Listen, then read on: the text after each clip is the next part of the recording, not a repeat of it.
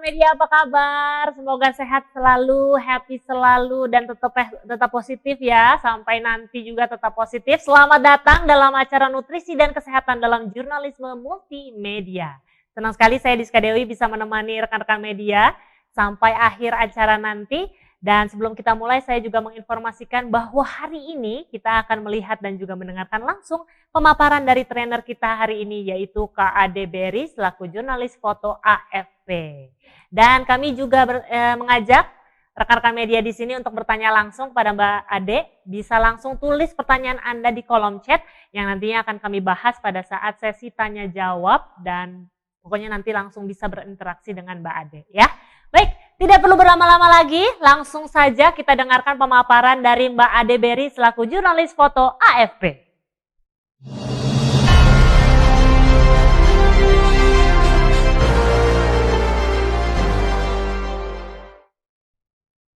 Selamat sore Mbak Ade, Assalamualaikum. Selamat sore. Apa kabar Mbak Ade, sehat ya kayaknya? Wabarakatuh. Soalnya glowing, kita langsung udah siap kayaknya menerima semua informasi karena sepertinya semangat sore hari ini luar biasa terpancar dari Mbak Ade nih. Udah siap ya Mbak untuk memberikan insight kepada rekan-rekan media yang sudah hadir pada hari ini ya? Udah siap. Insya Allah. Oke, untuk itu kami persilakan Mbak Ade. Baik, terima kasih. Assalamualaikum warahmatullahi wabarakatuh. Walaupun kita berjumpanya secara virtual, anggap saja kita face to face ya, dan nongkrong di warung kopi dan bisa ngobrol bareng yang enak. Terima kasih Aji dan Danon atas undangannya. Hari ini kita akan membahas tentang bagaimana meliput multimedia, meliput berita dengan platform multimedia dalam persiapan fotografi. Nah, saya akan masuk dulu sebelum saya masuk ke dalam materi. Mungkin teman-teman udah pada kenal, dan di sini saya Ade Berry. Saya melihat bahwa banyak sekali jurnalis dari teman-teman dari provinsi, dari macam-macam daerah di Indonesia. Jadi nanti kita akan bagi pembagian waktunya adalah yang pertama presentasi, kemudian ada sesi tanya jawab. Nah, setelah sesi tanya jawab kita akan ada sesi interaksi.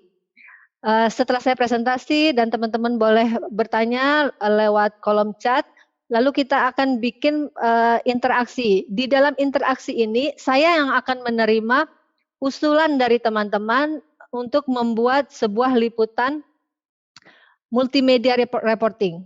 Nanti kita akan membahas temanya apa, teman-teman harus mempersiapkan diri dari sekarang, kira-kira mau membuat liputan apa, apakah story-nya itu news atau feature, jadi boleh news, boleh feature.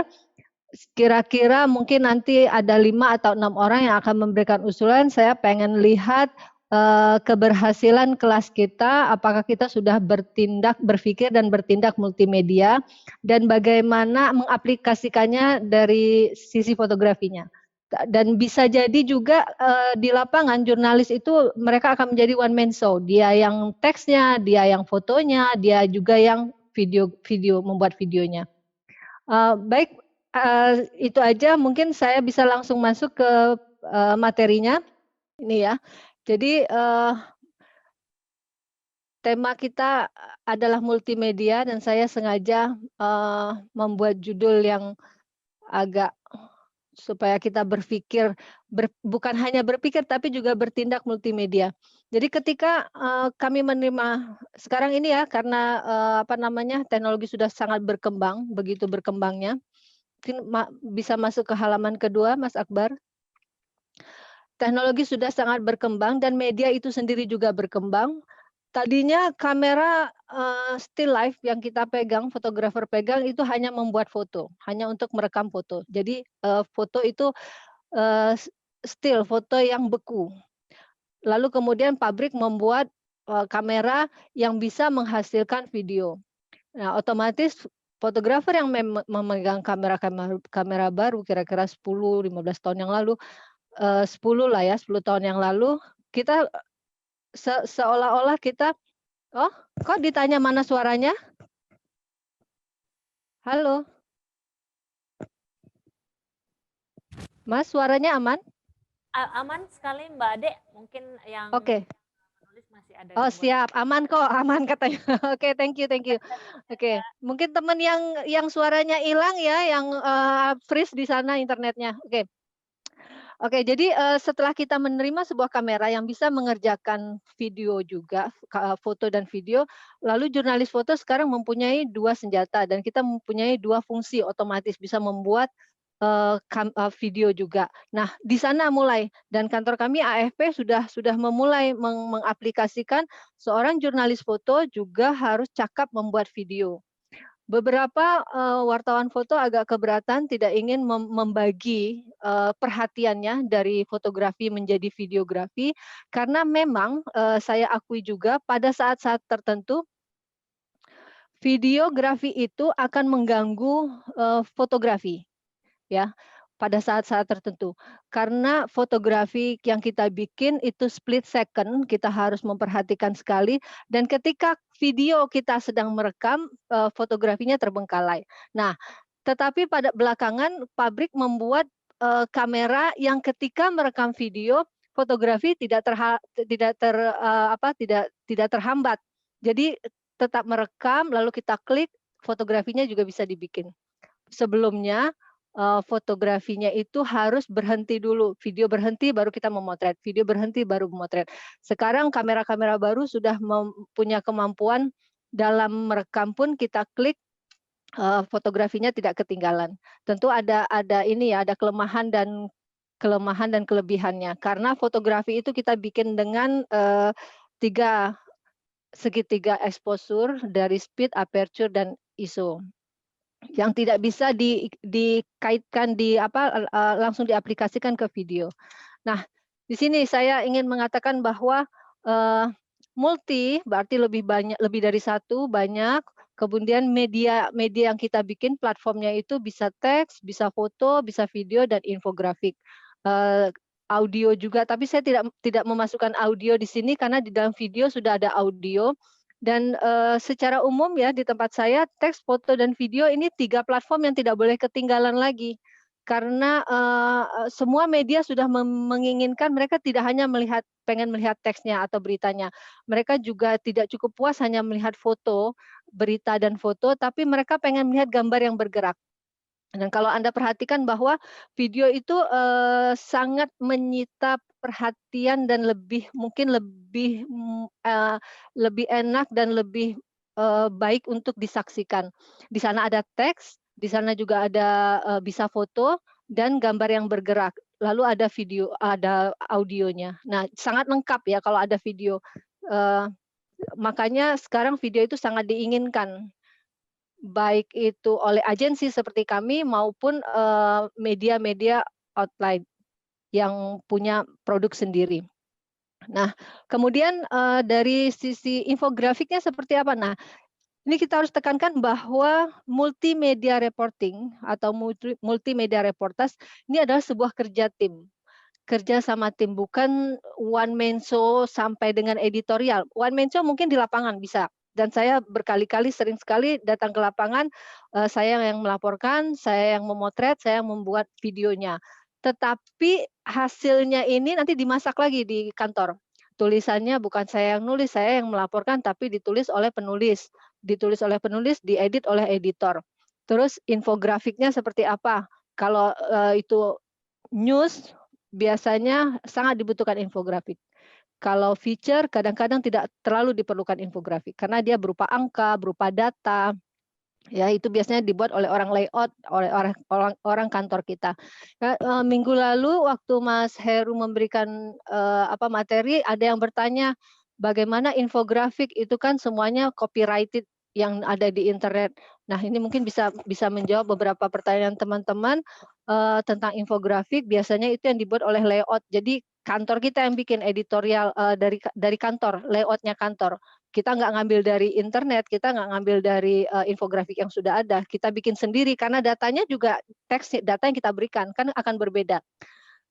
Selain itu juga ada pertanyaan yang menarik minggu lalu saya dengarkan, kapan kita membuat, multimedia reporting ini atau multimedia reportage ini, kapan? Eee, Lanjut ya Mas, di sini ada multimedia bisa teks dengan foto, Bisa teks, foto, video, teks dengan video, foto, atau dengan infografik. Oke. Oke, dalam jurnalistik kita tahu story itu ada news story dan ada feature story. News story kita juga tahu ada breaking news, news yang biasa atau yang biasa kita buat dalam harian daily, atau breaking news, ada hard news, lalu ada feature feature story yang timeless. Nah, keduanya multimedia bisa diaplikasikan baik di dalam news story maupun feature story. Kalau di dalam news story ini terkait dengan news value dan ini sangat diinginkan. Setiap ada kejadian, apalagi kejadian itu menyangkut hidup orang banyak, berdampak kepada orang secara luas, mereka menginginkan platform yang paling lengkap, tidak hanya melihat foto, tidak hanya tahu beritanya, tapi juga melihat videonya. Karena video moving itu ada suaranya, itu kan sangat membuat, membuat kita tuh secara emosional itu bergerak, ya. Jadi kedua hal ini nanti kita akan bahas di dalam news story seperti apa, dan di dalam feature story akan membuatnya seperti apa.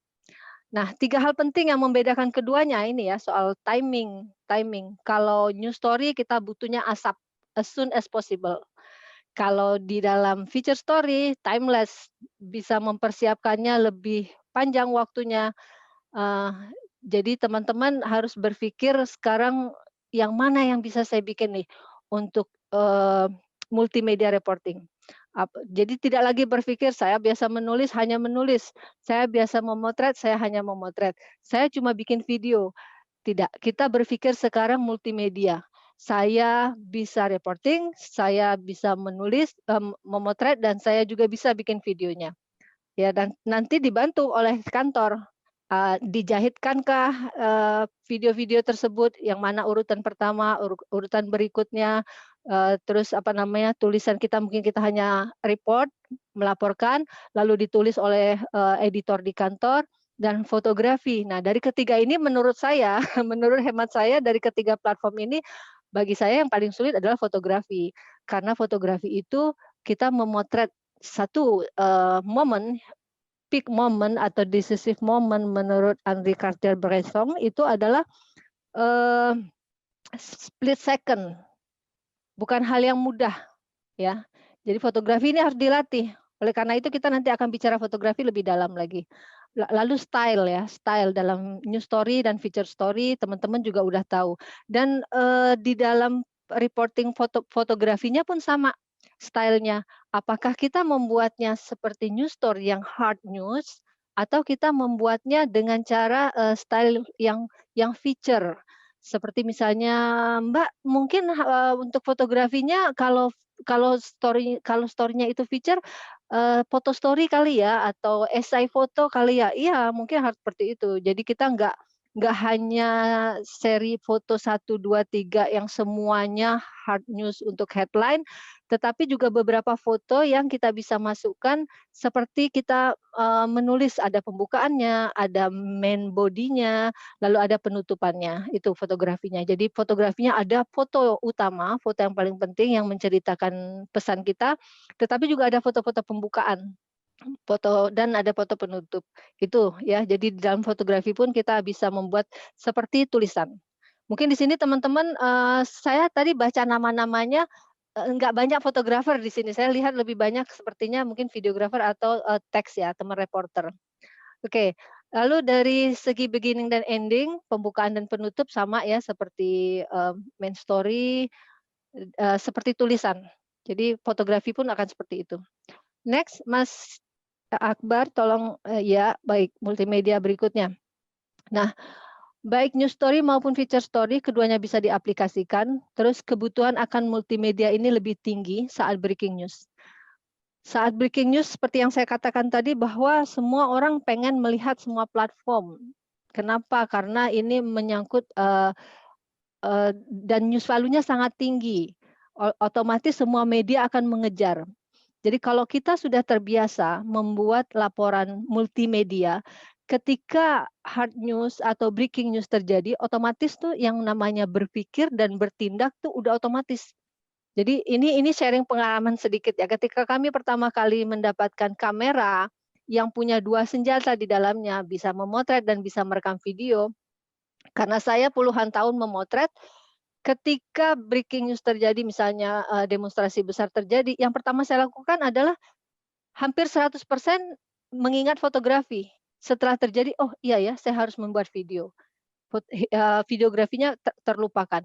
Tetapi, seiring berjalannya waktu dan ini dengan latihan latihan latihan latihan, akhirnya saya membagi kepala 60% fotografi, 40% video. Jadi harus ingat, pada saat breaking news terjadi, video harus bikin, harus buat video juga. Karena fotografi bagi saya, memotret sudah terbiasa dan sudah tahu, trik-triknya memotret, udah mendapatkan foto yang bagus, cukup lalu membuat videonya. Dan video itu 2 aja intinya, satu fokus, 2 tidak goyang. Jadi gimana caranya kita buat fokus dan tidak goyang, harusnya memakai tripod, tapi tidak selamanya kita membawa tripod, apalagi di dalam kondisi yang, breaking news, terus chaos, kita nggak bisa punya tripod, ya handheld, tetapi usahakan tidak goyang. Apakah ditaruh di kursi, ditaruh di, pagar, atau ditaruh di pohon ya, ketika saya memotret jatuhnya pesawat, Rusia, Jet 100 di Gunung Salak, naik ke atas kita nggak bawa tripod, tapi di atas itu kita pakai pohon-pohon, jadi kita taruh kamera di situ baru ngerekam. Karena kalau gambarnya goyang biasanya ditolak. Jadi gambarnya jangan sampai goyang, nomor satu fokus, yang kedua nggak goyang ya. Merekamnya juga jangan terlalu pendek, kayak 7 detik, 8 detik, 10 detik mungkin terlalu pendek, minimal mungkin sampai 10 detik, ya itu. Jadi, ini sih soal apa, latihan saja. Fotografinya juga begitu. Nah yang ketiga, ketika visual dari story itu sangat kuat. Di sinilah pada saat ini kita membutuhkan multimedia reporting. Jadi saat kapan selain dari, breaking news atau news value yang tinggi, ketika kita mempunyai satu usulan di mana, visualnya itu extremely good. Nah ini saya minta teman-teman sudah mulai memikirkan di daerahnya masing-masing, feature story apa yang Anda ingin sampaikan nanti, yang visualnya sangat bagus. Kalau visualnya sangat bagus, itu adalah saat yang penting untuk membuat multimedia reporting. Jadi kita sudah punya 2 itu, punya foto dan punya video. Tinggal kita mencari angle tulisannya mau dikemanakan ya, apakah wisata, apa lingkungan, atau dia news, tapi ini kalau sudah extremely good visually, itu udah modal yang kuat untuk membuat sebuah multimedia reporting. Yang ketiga, berikutnya mungkin multimedia reporting ini adalah program khusus dari redaksi. Jadi redaksinya memang punya program, eee, jalan-jalan atau program tourism atau program tertentu yang memang, apa namanya, platformnya ketiganya itu ada. Oke, next Mas. Baik, jadi sekarang mengapa multimedia? Mengapa multimedia seperti yang saya katakan tadi, perkembangan teknologi. Karena teknologinya ada, oleh karena itu harus kita gunakan. Teknologi kan buatan manusia dan manusia yang mengendalikan, ya. Dulu kita nggak terpikir tuh satu kamera still bisa mengerjakan 2 pekerjaan. Dulu kita selalu mengandalkan, kalau bikin video ya kameranya kamera video, tapi sekarang enggak. Kamera satu cukup untuk membuat 2 platform, dan reporting kita sudah bisa karena kita seorang jurnalis. Sekarang kamera pun dengan perkembangan teknologi yang sangat tinggi, sudah berubah lagi dari kamera DSLR, SLR menjadi DSLR, sekarang pakai mirrorless yang lebih ringan.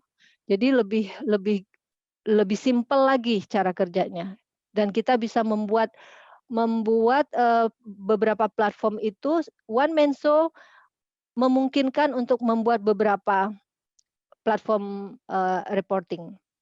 Jadi nggak terlalu repot kalau dibilang, "Saya nggak punya waktu, tangan saya cuma 2, nggak mungkin saya bikin video, bikin foto juga, terus reporting juga." Siapa bilang? Bisa kok. Di dalam breaking news aja bisa, apalagi feature. Karena kalau feature kan kita menyediakan waktu lebih banyak ya, kita bawa tripod, terus kita udah punya seperti storyboard, nanti saya bikinnya akan seperti ini nih, foto pembukaannya ini, terus foto utamanya ini, foto penutupnya ini. Sama video juga begitu, ketika kita mengumpulkan materi fotografi, lalu kita mengumpulkan materi video hampir mirip. Kalau video itu bergerak, kita mengumpulkan beberapa bahan, jadi kalau kita memotret atau merekam, jangan hanya main story-nya atau main picture-nya, ambil juga detail-detailnya. Ya, ambil juga detail-detailnya, seperti tangan misalnya, terus kalau kita misalnya ke rumah sakit Covid itu, apa yang diambil, apakah cuma pemeriksaan dokter? Enggak, kita juga ambil oximeternya yang di jari, terus ambil juga tabung oksigen, hanya gambar-gambar seperti itu akan melengkapi video kita atau fotografi kita, ya. Kemudian perkembangan media itu sendiri seperti yang saya sampaikan tadi, bahwa setelah masa TV, terus masa, print, sekarang masa online, di mana kalau print, sangat terbatas halamannya, tetapi online bisa menerima 7 foto sekaligus, 10 foto, bahkan 20 foto sekaligus. Dan bisa video juga di sana, bisa teks juga, infografik, semua. Halamannya tidak terbatas sama sekali dan ini memungkinkan kita membuat suatu apa, multimedia yang sangat kreatif ya. Lalu kebutuhan audiens, bahwa audiens itu mereka, pengen yang cepat tapi padat, berisi, dan informatif. Cuma baca judulnya aja, baca judul dan lead sudah tahu, oh oke, hari ini kenaikan harga emas sekian, udah cukup, nggak perlu lagi baca di bawahnya, dia cuma perlu itu. Atau melihat fotografi, oh ternyata ada kejadian seperti ini, dan videografinya seperti apa. Nah beberapa beberapa kejadian itu yang secara, visual sangat kuat misalnya, eee, sangat moving kalau ada videonya. Misalnya masih ingat teman-teman ada apa namanya, ular piton ditangkap oleh warga. Warga menangkap ular piton sepanjang 15 meter, kalau nggak salah di Sumatera Barat ya kejadiannya. Nah, ini si perekamnya itu merekam video dari awal sampai akhir, tapi tidak memotret sama sekali. Jadi dia masyarakat itu udah terbiasa mainkan video tapi tidak memotret. Karena memang video lebih gampang ya dibuka, terus kelihatan semua, frame-nya, mereka ngikutin. Kalau fotografi kan mereka harus klik klik klik, mengejar momen-momennya agak ribet. Nah itu ya, jadi, dan memang moving sekali fotonya, videografinya memang bagus sekali, puluhan orang ngejar ular piton, mana ada suaranya di situ, kelihatan ada ularnya, kelihatan ada usaha. Kalau videografi mungkin kalau fotografi, satu foto yang general news itu untuk mengatakan bahwa masyarakat menangkap ular piton, tapi kalau video itu kelihatan kelihatan lebih lebih menarik karena ada suaranya, nanti ditambah dengan teks, dan bisa juga di-grab menjadi foto ya, bisa di-grab menjadi foto.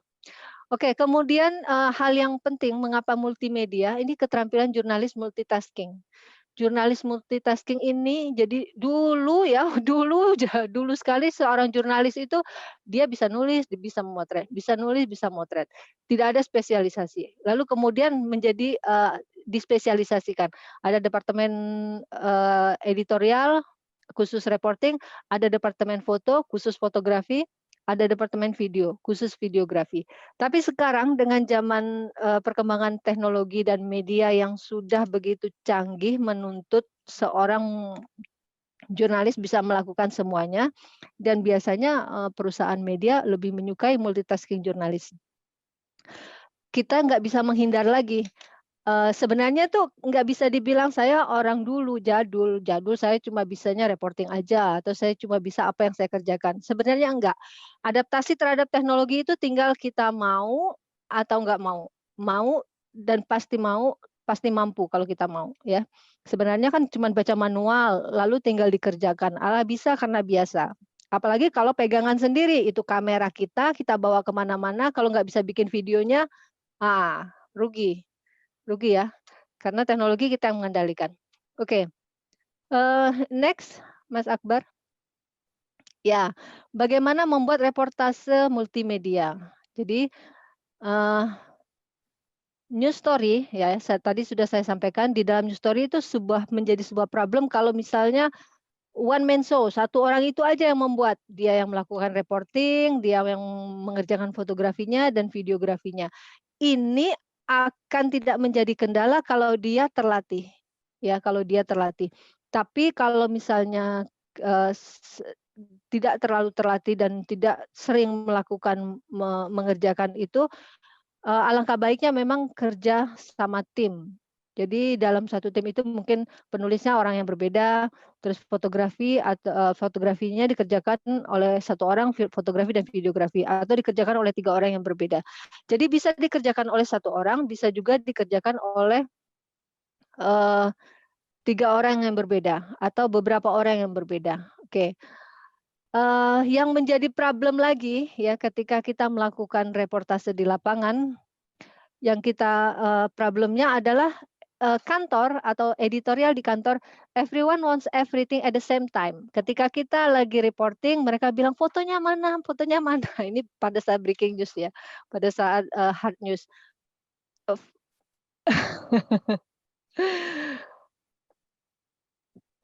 Oke, pada saat breaking news mereka minta fotonya mana, terus, videonya mana, reporting-nya seperti apa, kita minta wawancara, minta quote.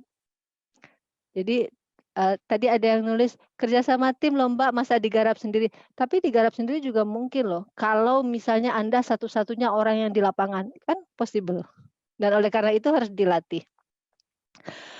Problem yang lain adalah kita kurang memahami peralatan yang kita punya. Jadi fotografer kurang paham dengan kameranya, atau fotografer kurang paham dengan video di dalam kameranya. Lalu kurang latihan salah satu platform media, dan network atau jaringan. Nah, ini problem banget nih, karena tugas kita yang paling akhir dari semua reportase itu adalah menyampaikan bahan kita sampai ke kantor, sampai ke editor, ya. Kalau masih ada di kita itu pekerjaan belum selesai, jadi belum boleh makan siang, belum boleh makan malam. Oke, produksi multimedia adalah kerja sama tim, ya betul. Kalau bisa dan itu memang sebaiknya kerja sama tim. Ditulis oleh orang yang berbeda, diedit lagi supaya sangat rapi, tidak dikerjakan sendiri, tidak diturunkan sendiri, terus fotografinya. Jadi seolah-olah kita yang di lapangan ini, jurnalis di lapangan, apakah dia reporter atau jurnalis foto atau videographer atau, VJ, video jurnalis, dia melakukan belanja materi, ya, belanja materi. Mulai motret, belanja, dia yang belanja, karena dia in the field. Yang di lapangan, yang di kantor nggak bisa melakukan belanja seperti ini. Yang bisa dilakukan oleh teman di kantor adalah membackup teman yang di lapangan, kemungkinan misalnya untuk mendapatkan reportase atau data yang bisa di-backup dari kantor. Siapa yang bisa ditelepon, ofisial di lapangan atau tetapi masih memerlukan, quotation kan, memerlukan, kutipan. Nah, itulah tugas kita di lapangan, kutipan langsung bahwa kita memang mengerjakan sesuai dengan, fakta, eee, aktual dan, faktual yang kita laporkan itu. Dan, kita boleh bilang bahwa kita punya jurnalis di lapangan dan bisa pakai byline atau nama jurnalis tersebut dengan deadline atau nama kota tersebut. Jadi tidak laporan dari Jakarta, tapi laporan dari Nganjuk misalnya, laporan dari Palu, itu kan lebih kuat daripada laporan dari Jakarta, karena kita berada di lapangan. Oke? Ya, jadi itu ya, satu orang yang berpikir dan bertindak multimedia, terampil dan efisien. Ini kita berpikir dulu tentang multimedia lalu kita bertindak. Multimedia, latihan yang banyak, mengerjakan banyak, pekerjaan yang sulit membuat kita bisa terampil dan efisien menggunakan waktu, efektif. Berikutnya, Mas, di slide berikutnya, ya, tips bekerja dan bertindak multimedia. Nomor 1, praktis, banyak berlatih. Nomor 2, ini yang harus banget kita kerjakan. Ada ide, lalu dikomunikasikan, lalu dikoordinasikan. Jadi ini bukan one man show, dia kerjakan sendiri sampai akhir terus kantornya nggak tahu misalnya.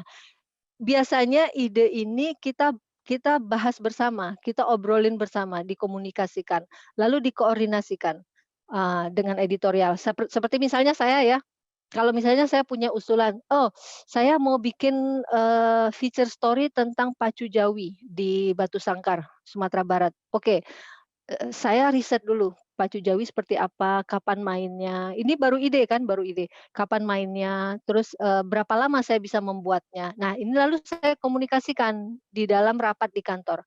Teman-teman juga bisa begitu kan, mengusulkan ke kantor, saya punya usulan, terus kita bikin bikin, apa namanya, timeline-nya berapa lama, eee, kapan kita akan pergi, terus budgetnya kira-kira, berapa dibutuhkan untuk pergi ke sana.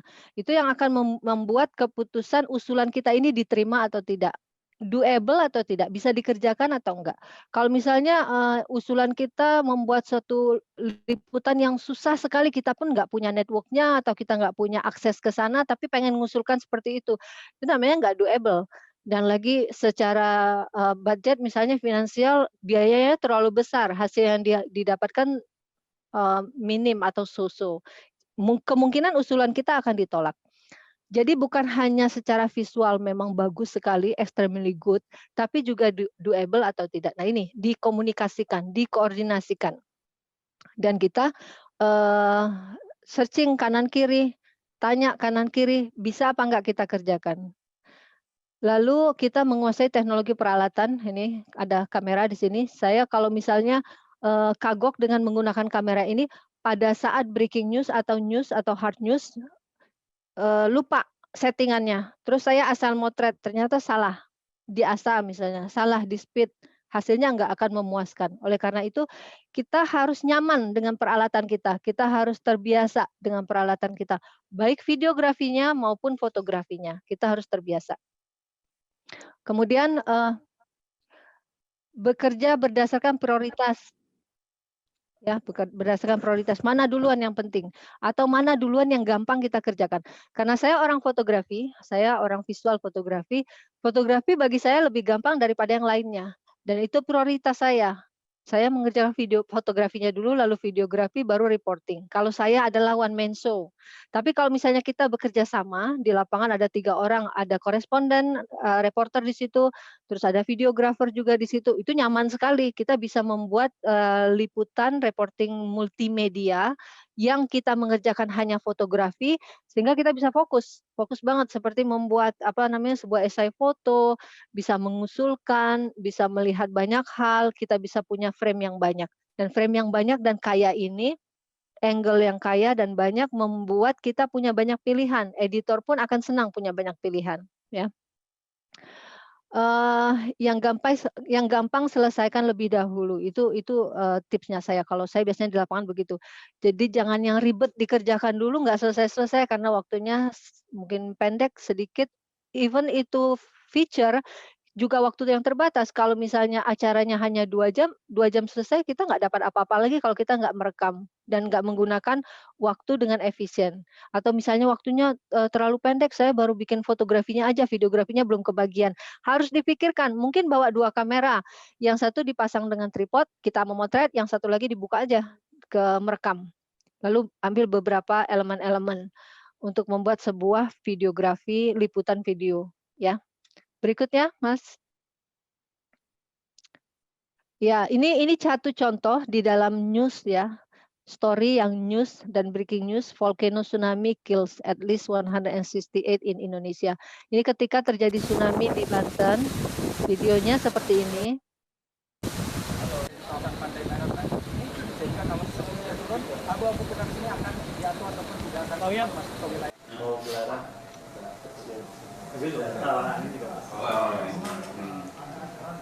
Ingin apa aja sih? Coba kalau Geopon untuk sensor itu dipasang di baliknya nggak ada artinya. Kemarin itu Pak Cahaya juga waktu sebelum ini ya. Tinggi kan 100 meter loh, puncaknya 100 meter. Tapi sekarang lontaran sampai sini. Nah itu.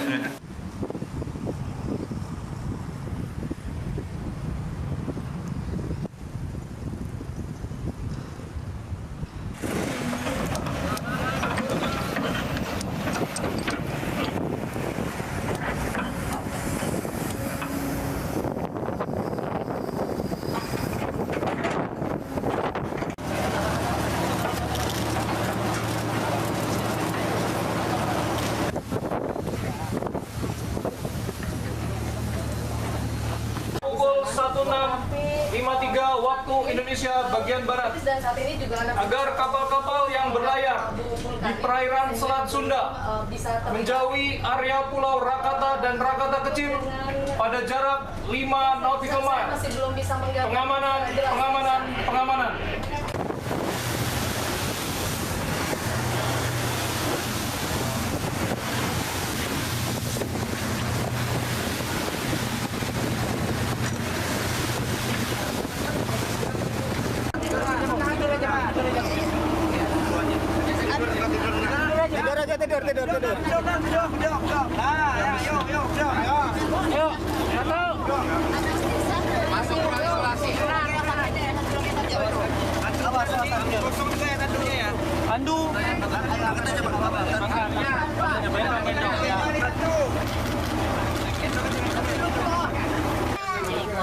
M. Thohir.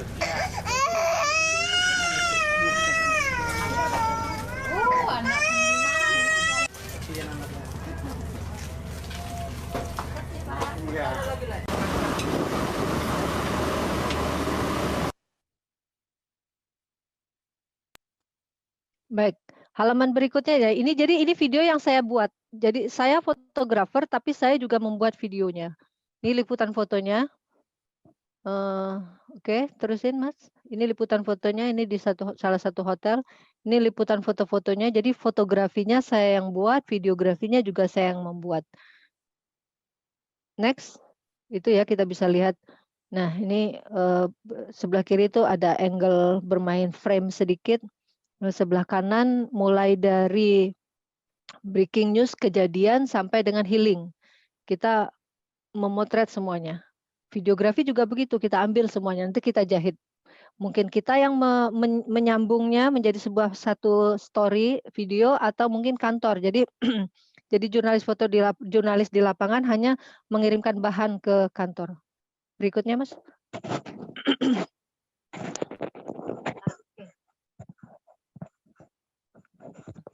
Ini adalah feature story. Kalau tadi news story, ini feature story usulan saya mau membuat tentang pacu Jawi di Batu Sangkar di Sumatera Barat. Jadi videonya saya yang mengerjakan, fotografinya juga saya yang mengerjakan. Untuk teksnya saya yang bikin laporan, kantor yang menulis. Monggo silakan Mas dijalankan.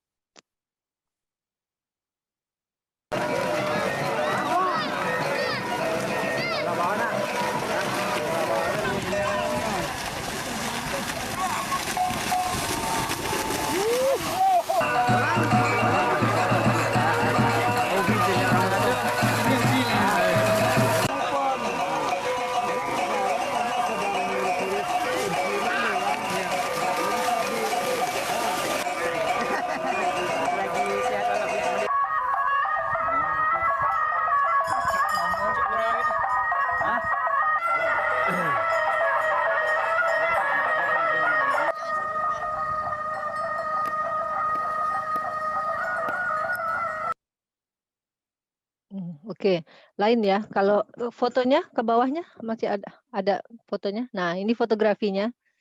Itu judul dari story-nya Indonesia Mud Bowl. Race is not for faint of heart. Next.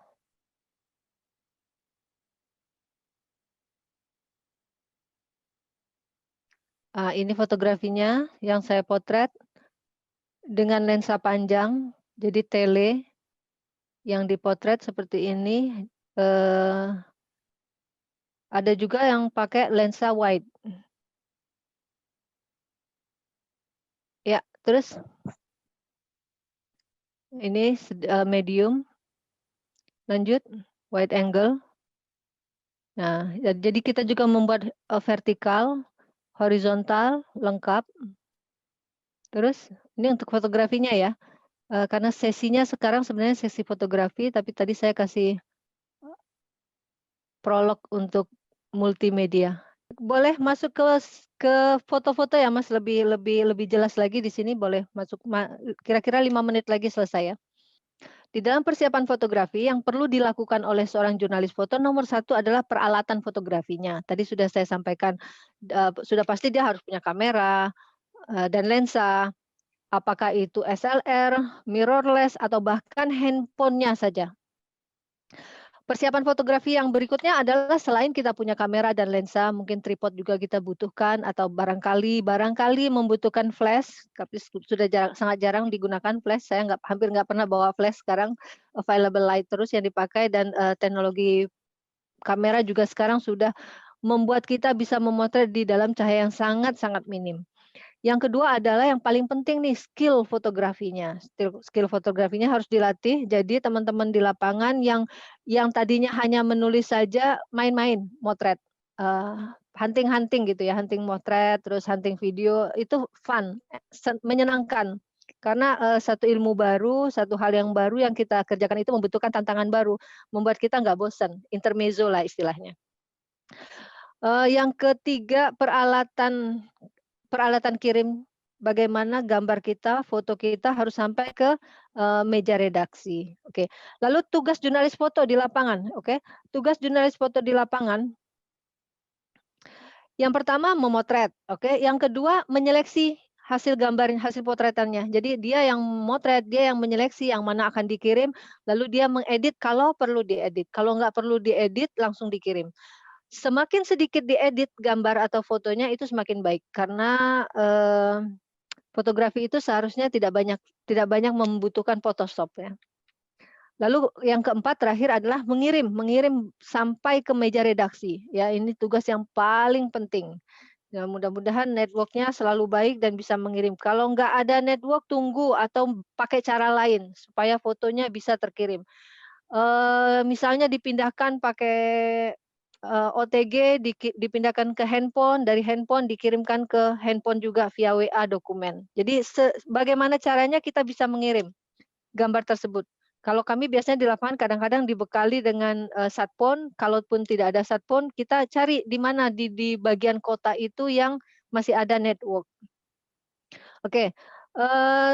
Lalu dalam fotografi harus kita ingat bahwa ada yang disebut dengan angle, komposisi, exposure, dan isi pesan yang akan kita sampaikan. Dan keempatnya ini harus ada di dalam fotografi kita.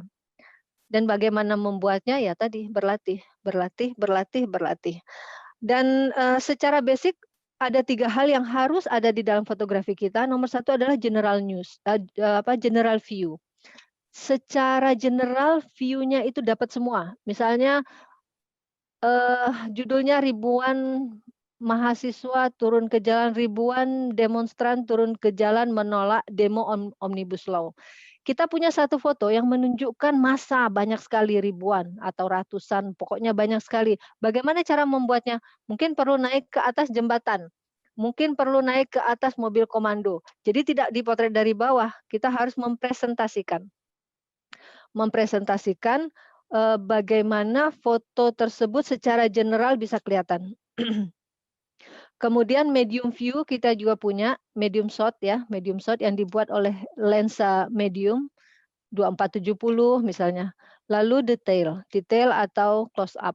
Jadi 3 yang basic ini ada semua di dalam fotografi kita, ya, dalam persiapan fotografi. Saya kira sudah saya sampaikan semua inti daripada persiapan fotografi, dan waktu pemaparan juga sudah habis. Saya kembalikan waktu kepada moderator untuk membacakan pertanyaan dari teman-teman sekalian. Silakan Mbak Moderator, Mbak Iswa. Terima kasih banyak Mbak Ade atas pemaparannya, luar biasa. Terlihat sekali dari banyaknya pertanyaan yang masuk. Mungkin kita bisa jawab pertanyaannya 3 terlebih dahulu dan kita masuk ke sesi tanya jawab. Oke, kita mulai dari pertanyaan yang pertama, datang dari Mas Irwan dari Kabar Luwuk.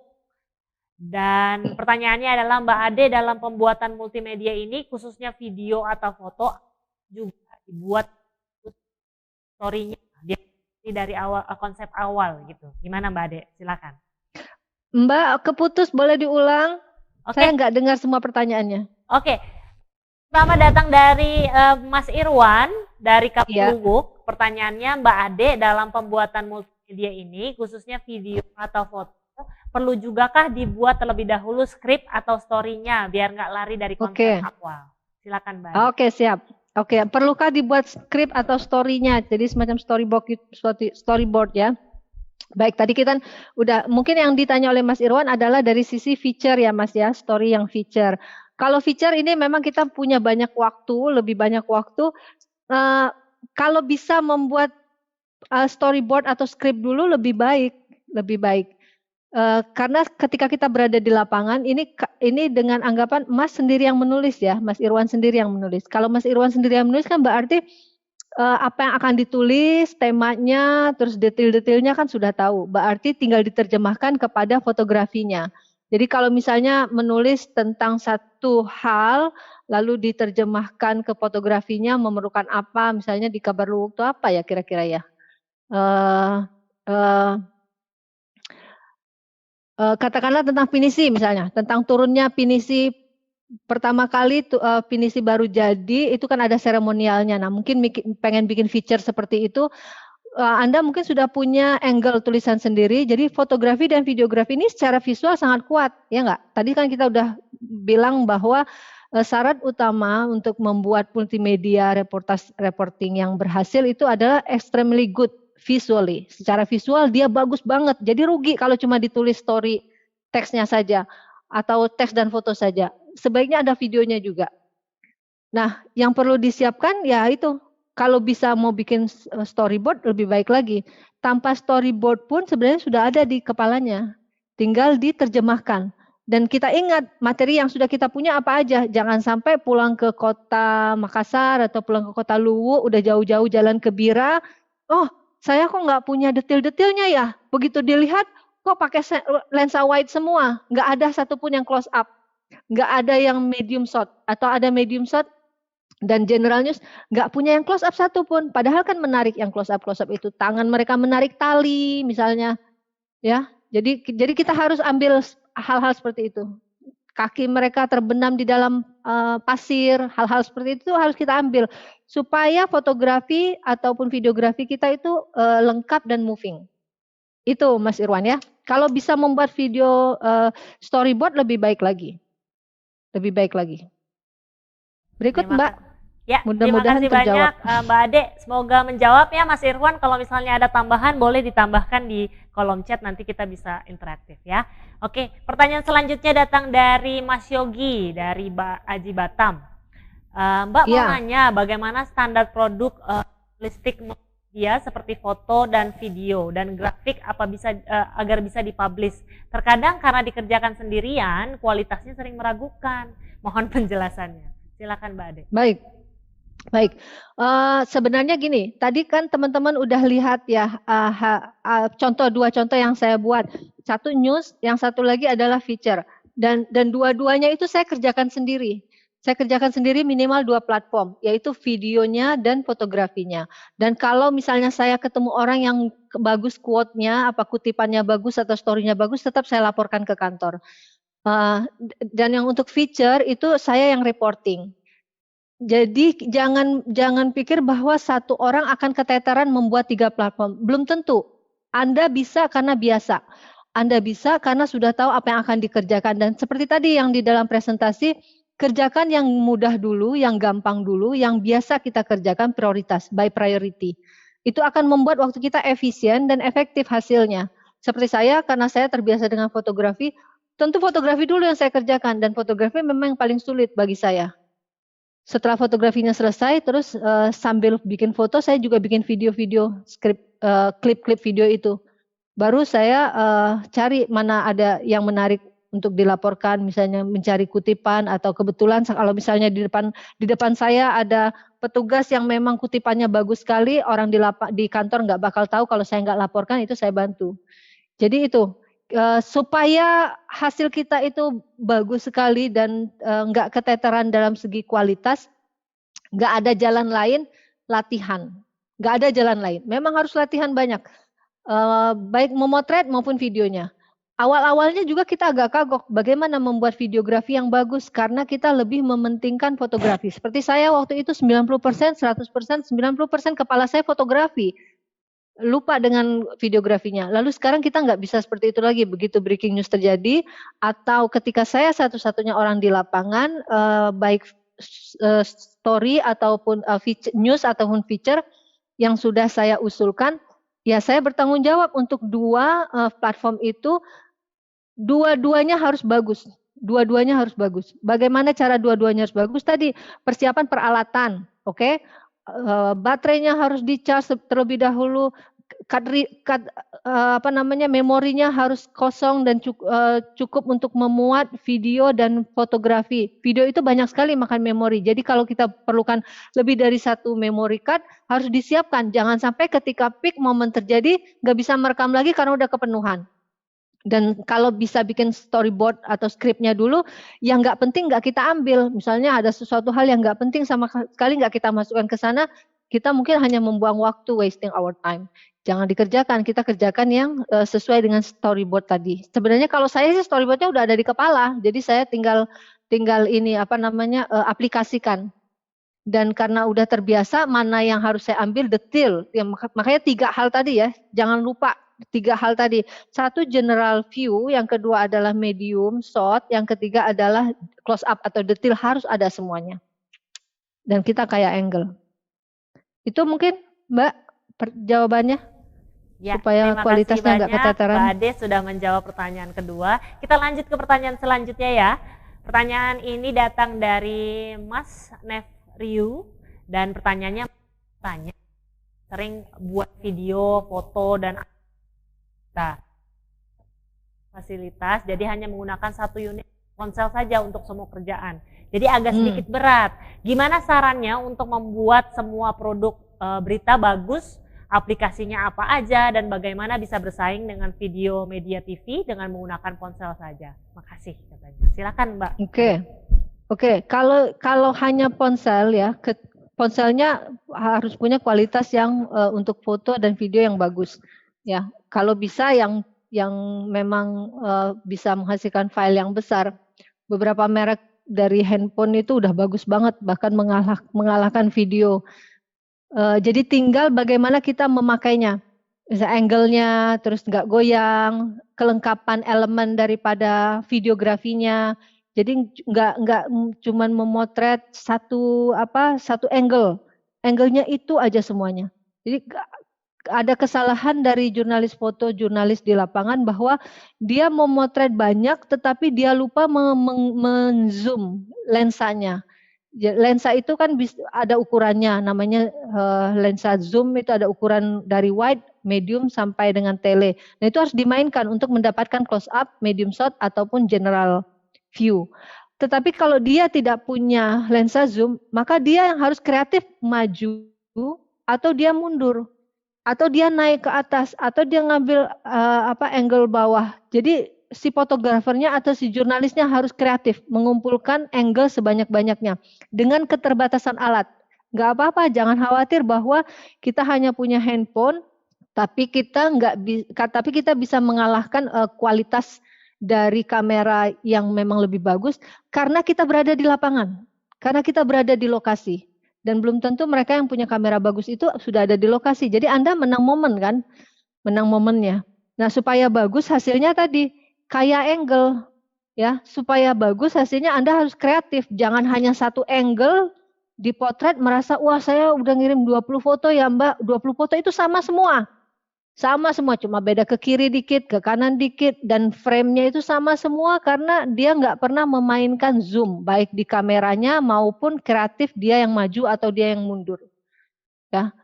Jadi tipsnya supaya bisa menghasilkan angle yang banyak dan kaya beragam, harus sering banyak melihat foto.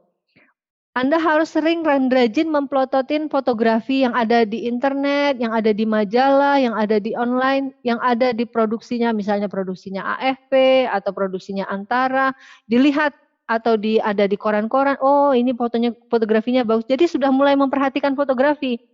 Kalau biasanya kemarin enggak Mbak, saya cuma nulis aja, selama ini juga saya nulis. Tapi sekarang udah dituntut multitasking karena siapa tahu kita satu-satunya yang berada di lapangan, yang fotografernya belum datang. Videografernya belum datang, mereka mengandalkan kita.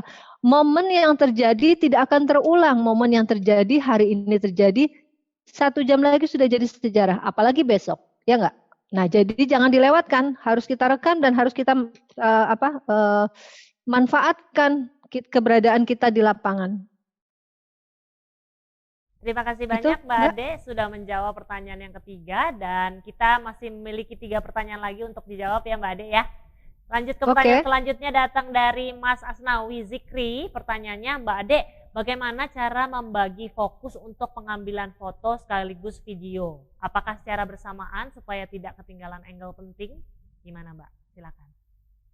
Baik, bagaimana caranya membagi perhatian, membagi diri kita, membagi otak kita antara fotografi dan video ya. Videografi ini terjadi dengan saya ketika awal-awal. Awal-awal sekali kami menerima foto kamera dengan kemampuan fotografi dan videografi. Pengalaman saya ketika saya meliput banjir besar di Pakistan tahun 2010. Tahun 2010, Agustus September tahun 2010 saya berangkat ke Pakistan. Waktu itu videografi dan fotografi tidak bisa dikerjakan dalam satu waktu yang bersamaan. Jadi videografi merekam, fotografinya ketinggalan.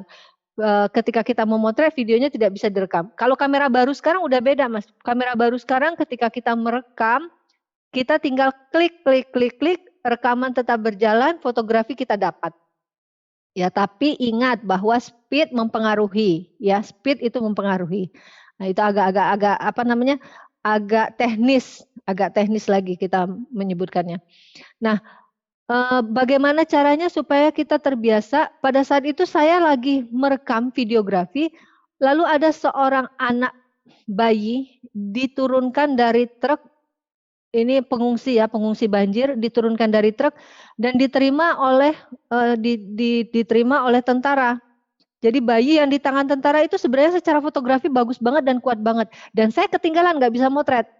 Yang saya lakukan masih merekam. Nah ini, kita harus memilih kapan fotografi, kapan videografi. Kalau saya setelah kejadian seperti itu saya ingat ini fotografi saya, padahal tadinya kalau bisa dapat foto bagus banget. Bayi di tangannya tentara gitu loh. Bayi di tangan kokohnya tentara itu kan bagus banget secara fotografi.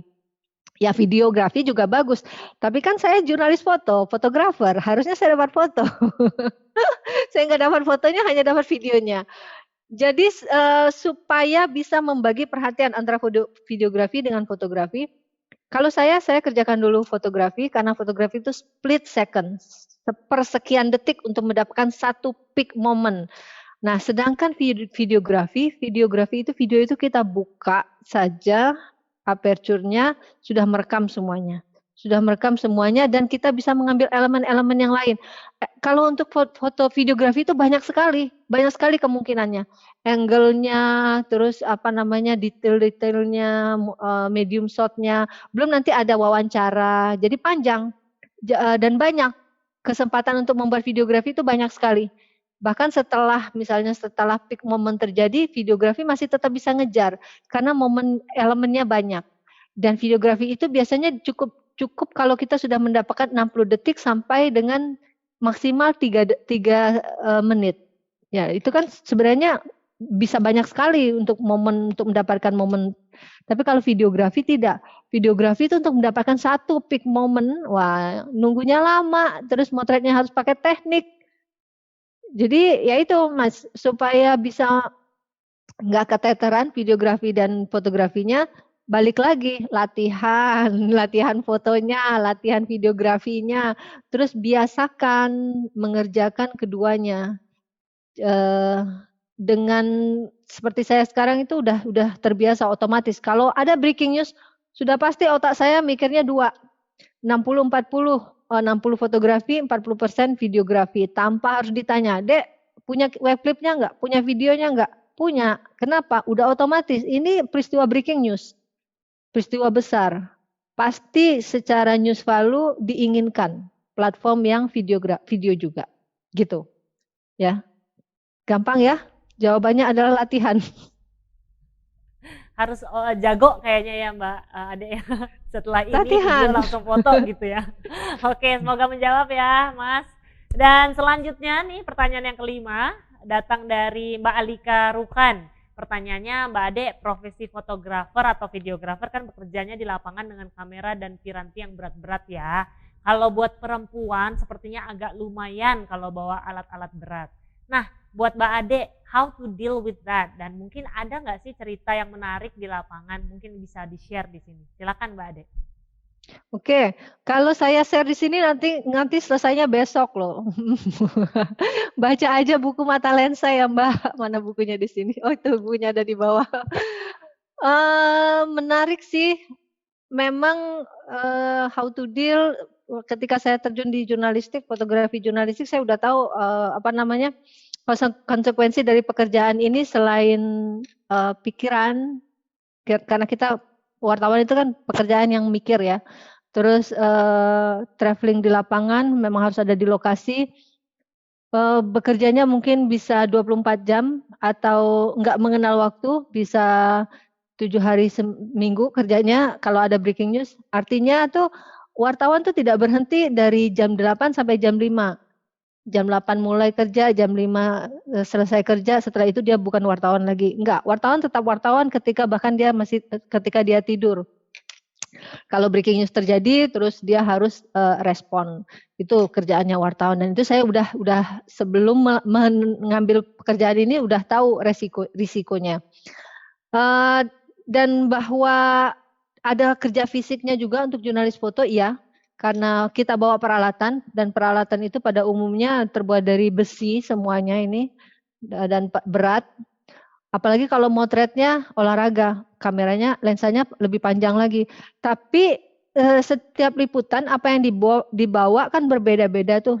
Secara umum yang kita bawa adalah 2 body kamera dan lensa wide tele. Itu paling basic. Lalu alat kirim, apakah video atau apakah komputer atau tablet atau apa alat kirimnya, alat memprosesnya, dan modem.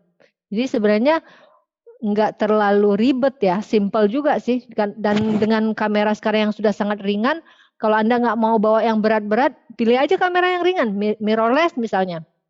Kamera yang lebih ringan lagi, Mbak kalau saya pakai handphone aja boleh? Boleh.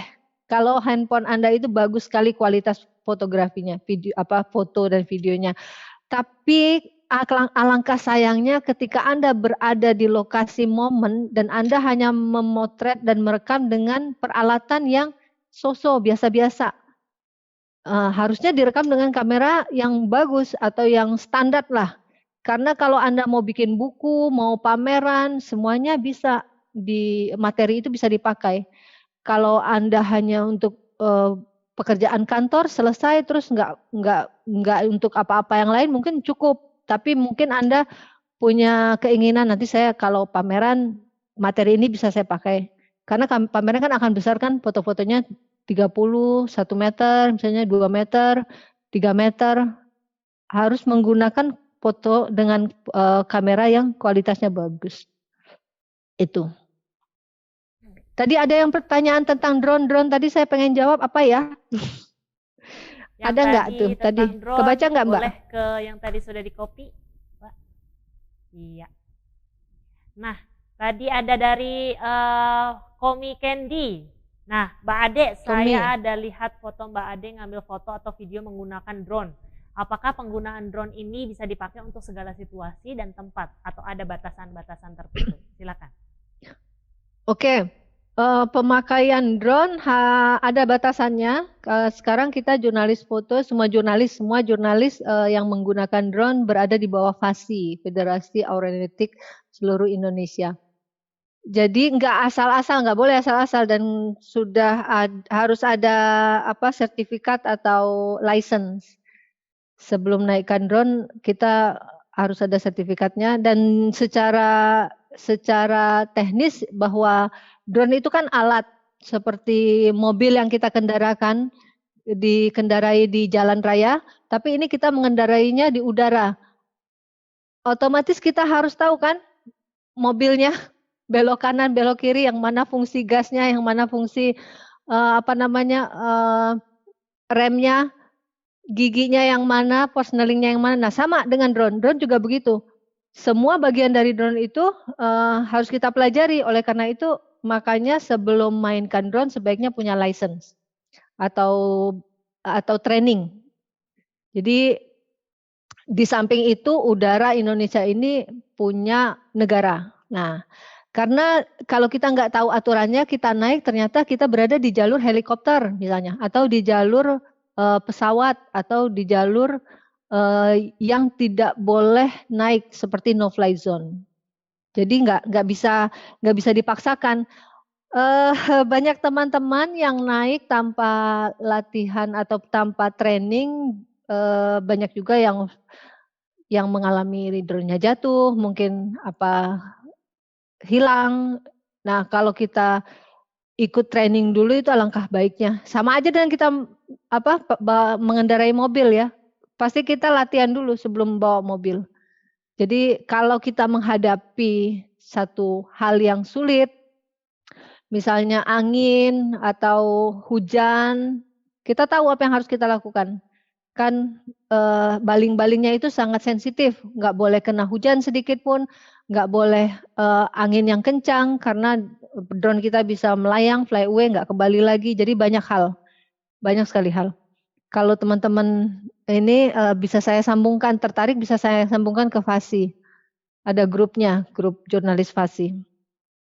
Itu ya, Komi ya. Oke, iya. Terima kasih banyak Mbak Ade. Mungkin kita jawab satu pertanyaan lagi ya sebelum kita masuk ke sesi interaktif. Pertanyaan terakhir dari Mbak Sofi. Mbak, berapa lama durasi video yang efektif dan tidak membuat bosan, baik untuk news maupun feature? Kira-kira berapa menit gitu loh Mbak? Silakan Mbak Ade. Kalau news itu minimal 60 detik. Minimal 60 detik. Boleh aja lebih rendah dari itu kalau breaking news dan videonya bagus banget. Tapi yang cukup menyampaikan pesan dan cukup menyampaikan pesan itu minimal 60 detik. 60 sampai dengan 120 detik itu 2 menit, itu udah video panjang kalau udah sampai 2 menit. Dan video panjang lagi kalau sampai 3 menit. Tapi jarang ya. Dengan 3 menit itu mungkin sudah dengan wawancara. Kalau hanya gambarnya saja 60 second, 60 detik itu udah cukup banget.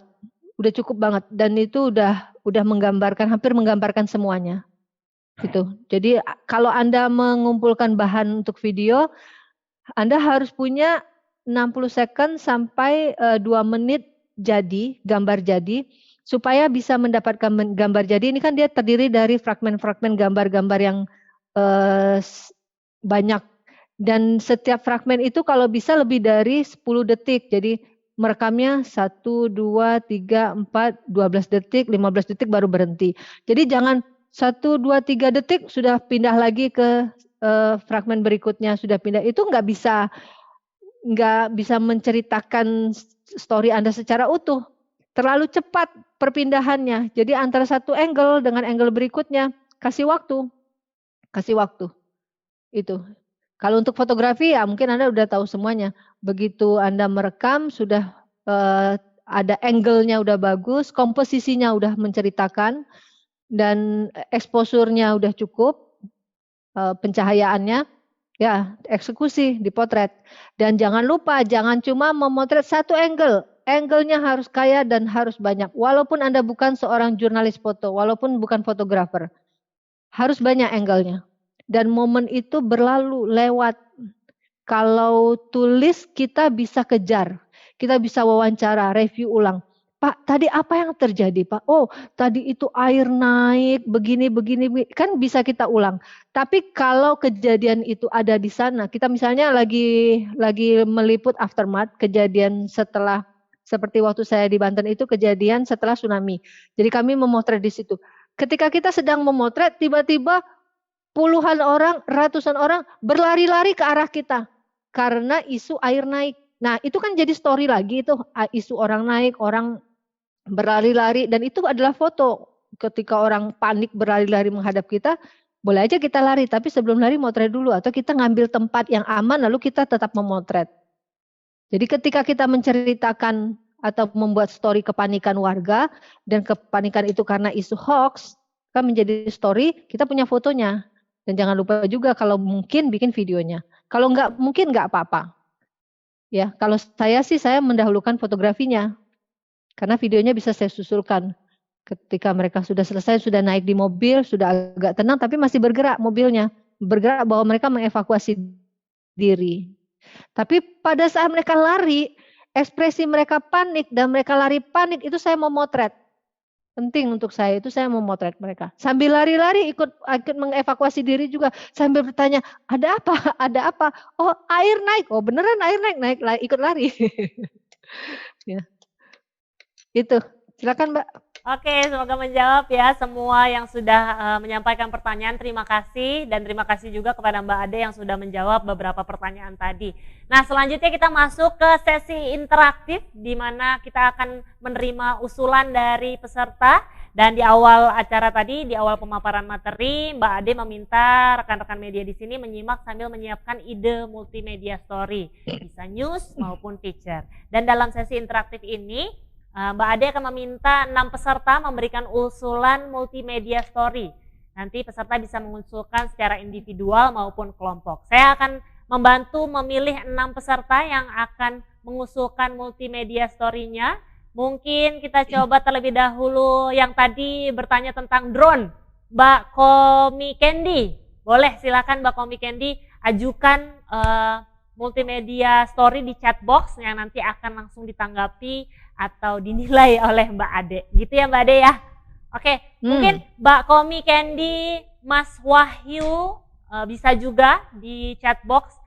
Mas Muhammad Izvaldi, boleh tiga terlebih dahulu ya. Mbak Komi Candy, Mas Wahyu dan juga Mas Muhammad Izvaldi, boleh dibantu untuk dituliskan usulan multimedia story-nya.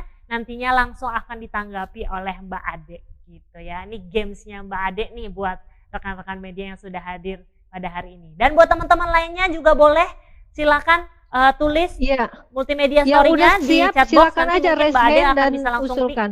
Oh, langsung aja komentar gitu ya Mbak ya. Ya, yang udah siap, mungkin udah ada yang siap. Oke, mungkin ada yang siap, boleh saya lihat di chat box, silakan.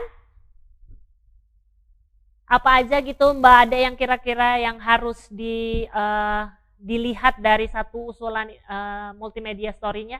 Coba silakan. Mana yang dari Sumatera? Yang dari, nah Saiful.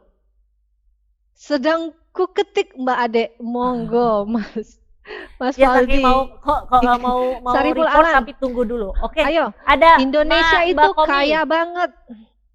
Cerita tentang, sebentar. Cerita tentang pelajar di kota Bengkulu yang sudah boleh belajar tatap muka. Gimana Mbak Ade?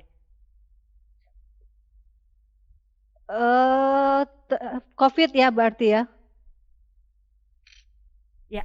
COVID. Boleh. Secara visual tatap muka. Apakah itu massal? Atau hanya satu sekolah? Satu provinsi? Satu kabupaten? Jadi Anda mengusulkan harus berpikir secara visualnya kuat. Kuat nggak secara visual? Secara visual extremely good, terus ada news value dan doable. Ini berarti news yang diusulkan itu siapa? Komi ya? Komi Candy? Mbak Komi ya, betul sekali. Mas, Mbak itu perempuan loh Mbak. Iya, Mbak Komi aku bilang. Ya, kebetulan saya kenal. Oke, bisa ya, bisa. Tapi kalau menurut saya Bengkulu itu ada banyak tuh. Coba pikirkan untuk feature-featurenya. Feature-feature di Bengkulu itu kan ada gajah, ada apa lagi itu.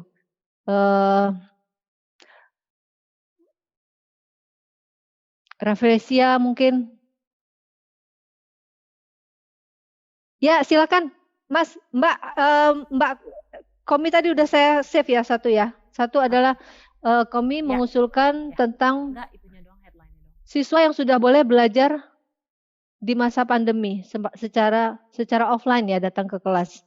Kalau memang extremely good ya, orang sudah berdatangan di masa sebenarnya Menteri Pendidikan masih belum boleh ya. Secara news value berarti ada newsnya. Nah, Anda harus cari secara visual harus bagus. bisa fotografinya dan bisa videografinya. Oh, boleh tergantung daerah. Oke. Ya, yang berikutnya.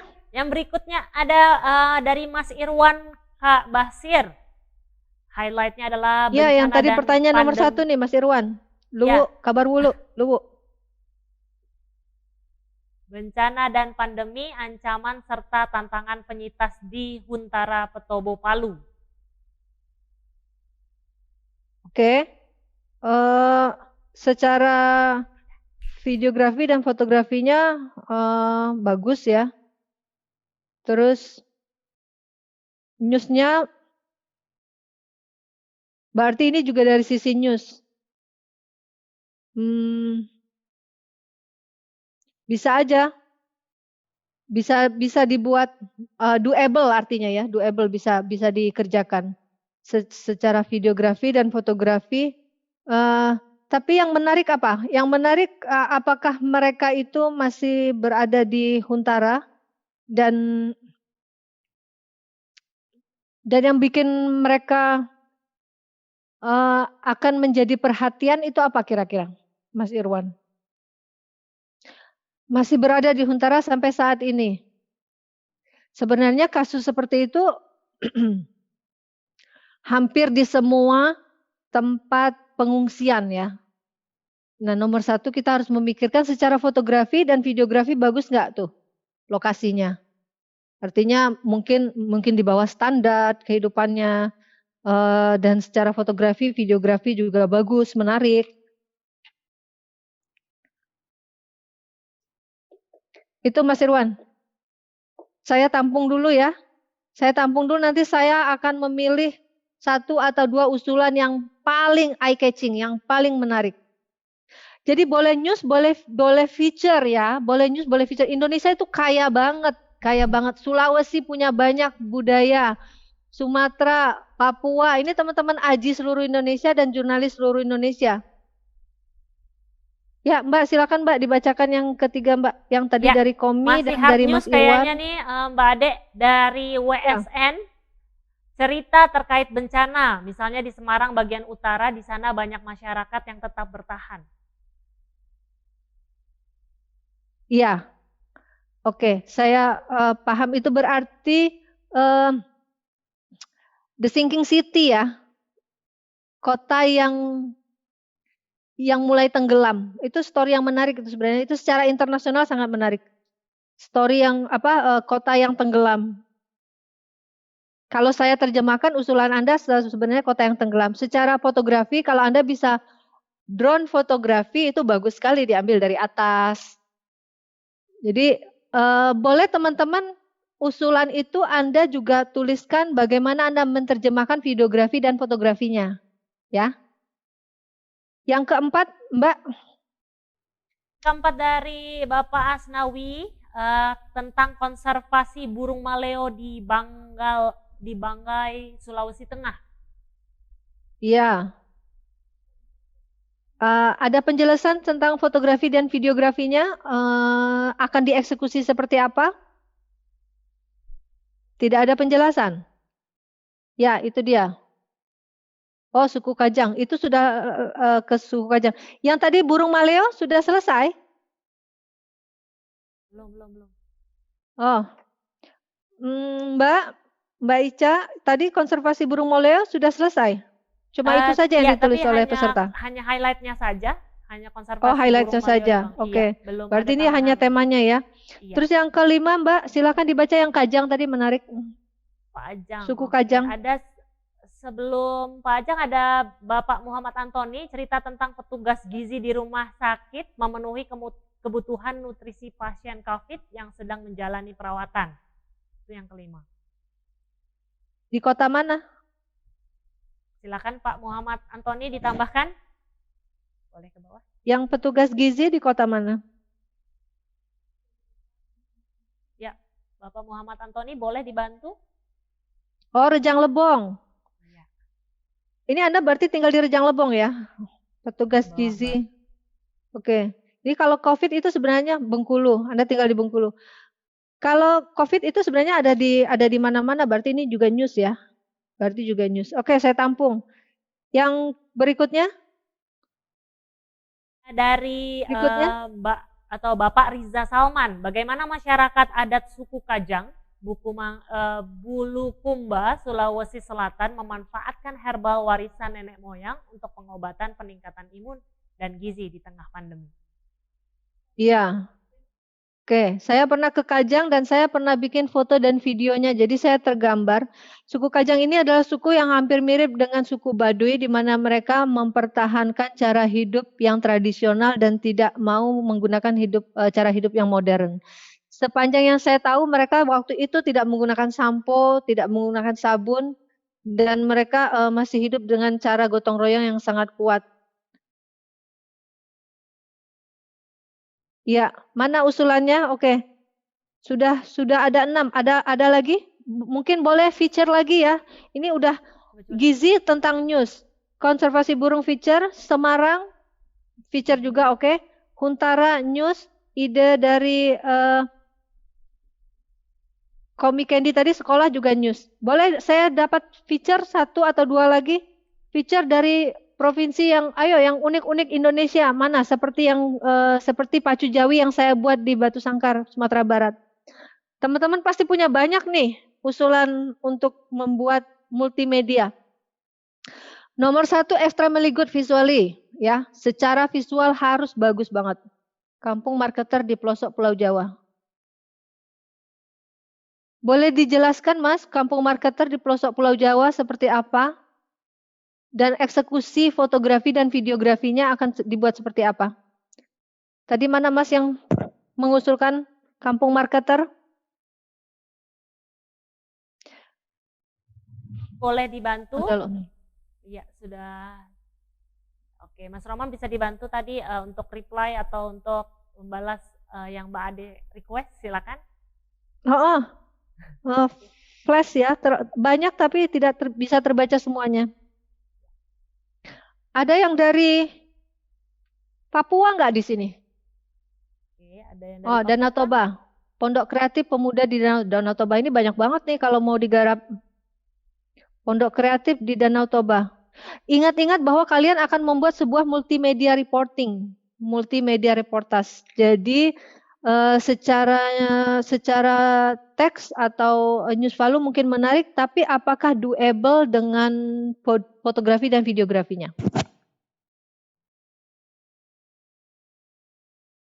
Mungkin Mbak Ade akan membahas highlight tersebut atau bagaimana Mbak Ade? Desa Jono Oge Sultan ex likuifaksi menjadi daerah wisata.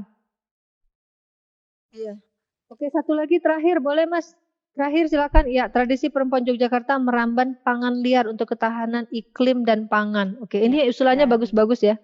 Bagus-bagus dan teman-teman saya baca dan saya lihat sudah berhasil menangkap multimedia reporting yang kita inginkan. Nah, tinggal bahwa ini doable, semuanya doable.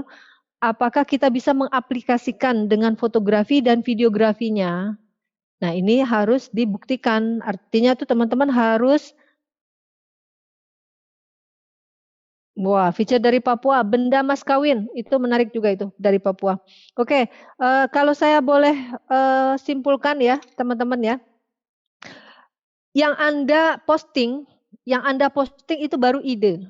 Ya, yang Anda posting itu baru ide.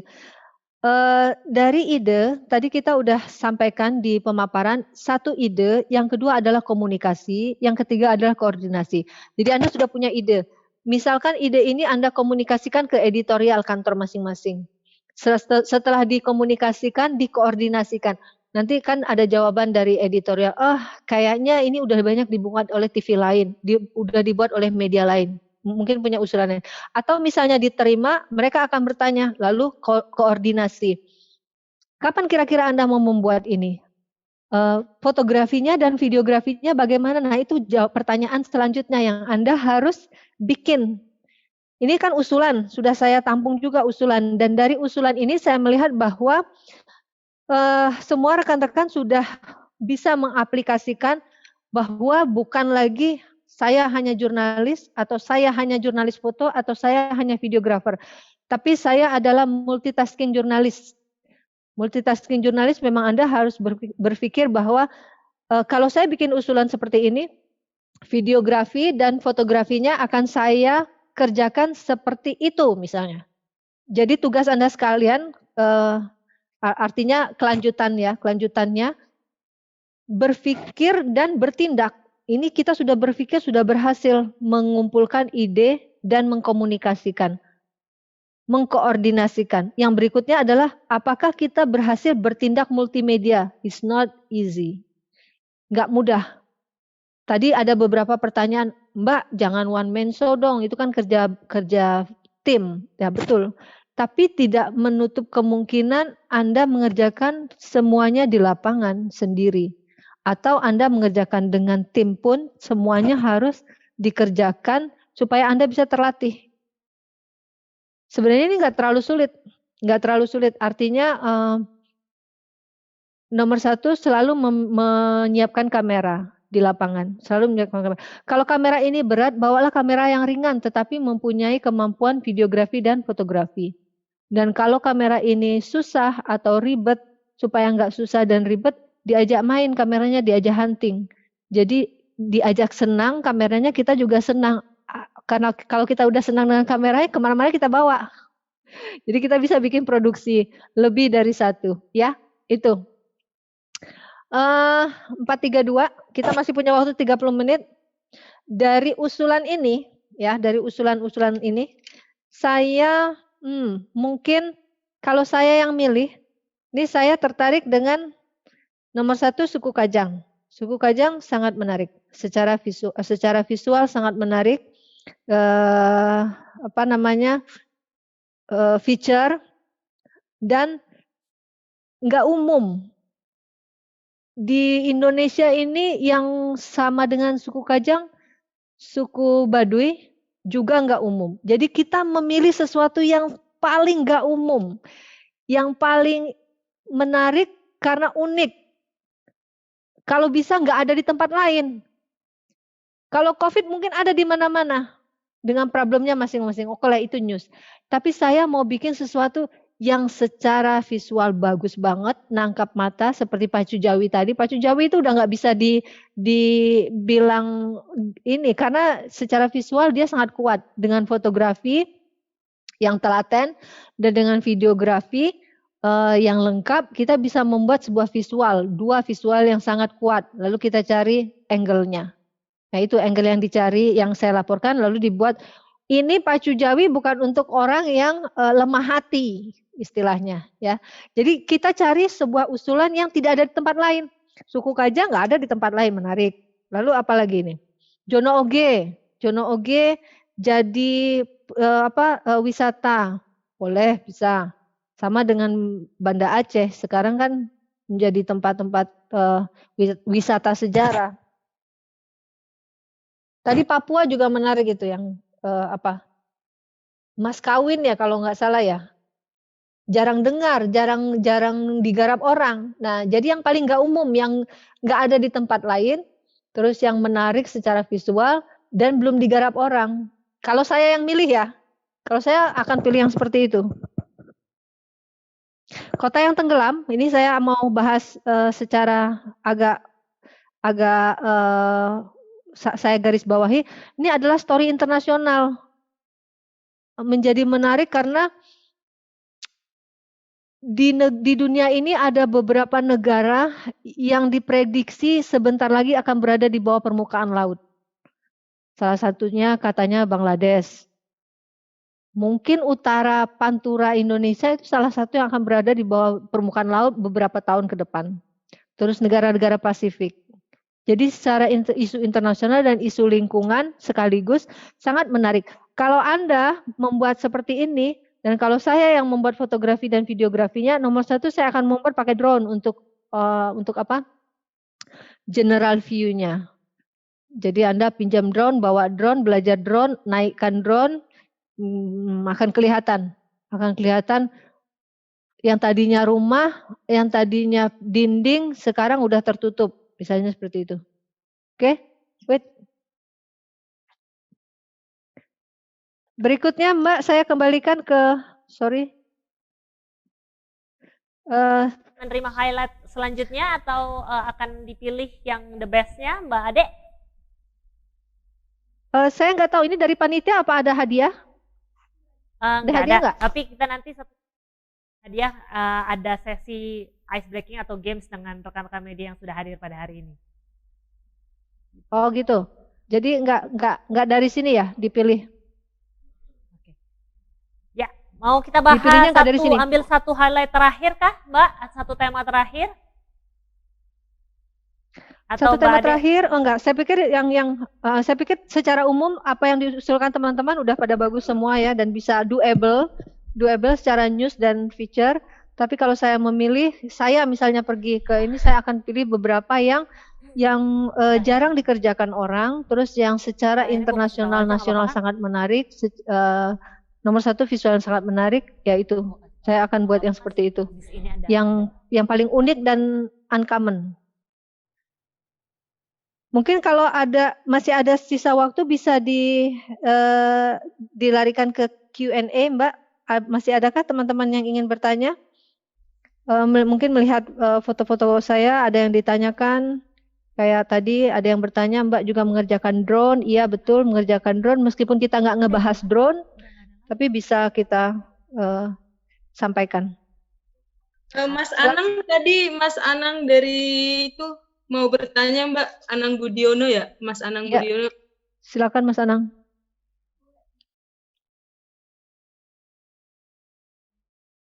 Tadi di chat room ada banyak pertanyaan yang belum kita jawab. Ya. Mas Anang masih Oke ya. Assalamualaikum Mbak Ade. Waalaikumsalam Mas Anang. Luar biasa, senang bisa diskusi dengan Mbak Ade ini. Selama Alhamdulillah. ini hanya baca-baca saja dari berita. Ini langsung dengan Mbak Ade. Siap. Oke, Mbak Ade, saya mau bertanya begini. Ketika kita menemukan satu peristiwa yang dramatis, tentu apapun itu peralatan kita, walaupun harus yang maksimal ya, tapi selalu kemungkinan besar menarik. Tetapi ketika kita dihadapkan kepada peristiwa yang biasa-biasa saja, contohnya kan orang swab ini, itu kan berita berulang-ulang yang kurang menarik. Bagaimana bisa membuat itu news itu menjadi menarik dengan narasi, dengan news yang sebenarnya berulang tidak menarik itu, bagaimana dalam multimedia ini menjadi menarik di sisi multimedianya itu, dari video, dari foto segala macam, bagaimana itu? Oke Mas, betul. Kalau misalnya kita datang ke suatu tempat, breaking news, semuanya pasti menarik karena picture is there ya, foto ada di sana. Kita bikin dari sisi apapun menarik. Tapi kalau misalnya dari sisi yang berulang-ulang itu, saya rasa dari sisi tulis dan foto itu tekniknya sama, clue-nya sama. Melihat apa yang tidak dilihat orang. Jadi kita mencari angle yang tidak dilihat orang, yang belum dilihat orang, yang belum dibahas orang. Yang tidak dilihat orang itu perlu kejelian. Saya seorang fotografer, kalau saya ke lapangan membuat foto buruh 1 Mei itu terus, begitu terus, atau membuat foto vaksinasi itu terus, membuat foto swab seperti itu terus. Kita, kalau saya seorang jurnalis foto, ketika kita berada di lapangan, ketika kita hunting, yang kita lakukan nomor satu adalah observasi. Jadi jangan tutup mata, mata harus terbuka, pikirannya, mindnya juga harus terbuka. Artinya kita mencari sesuatu yang menangkap mata kita. Yang tidak dilihat orang lain. Kalau orang lain semuanya udah memotret seperti itu, standar, kita juga punya foto yang standar. Tapi kita harus punya sesuatu yang lebih, yang lain, yang gue banget, yang lu banget, yang stylenya kita. Seperti misalnya sangat feature. Biasanya hal yang tidak dilihat orang itu kan yang sangat feature, bukan yang news lagi. Yang sangat feature. Yang dalam. Jadi kalau dari sisi story, mungkin bahasan. Salah satunya tadi seperti sisi gizi ya. Tadi sisi gizi juga menarik. Belum banyak mungkin yang ngebahas tentang para penyintas gizinya seperti apa. Jadi dibuat dengan bahasa yang menarik oleh editor yang pintar, dan dipotret oleh fotografer yang jeli, dikomposisikan oleh videografer yang komplit, akan menjadi sebuah story yang berbeda, yang lain. Jadi sebenarnya kita bicara 3 platform atau 4 platform ini dari sisi observasi, Mas, kejelian, Mas. Iya. Dan ini tugas kita sama-sama, termasuk tugas bos-bos di kantor. Coba kamu bikin yang kayak gini, ini udah biasa dibikin orang. Tapi mungkin ada yang lain lagi. Jadi kalau saya boleh menjawab dari sisi fotografi, memotret apa yang tidak dilihat orang.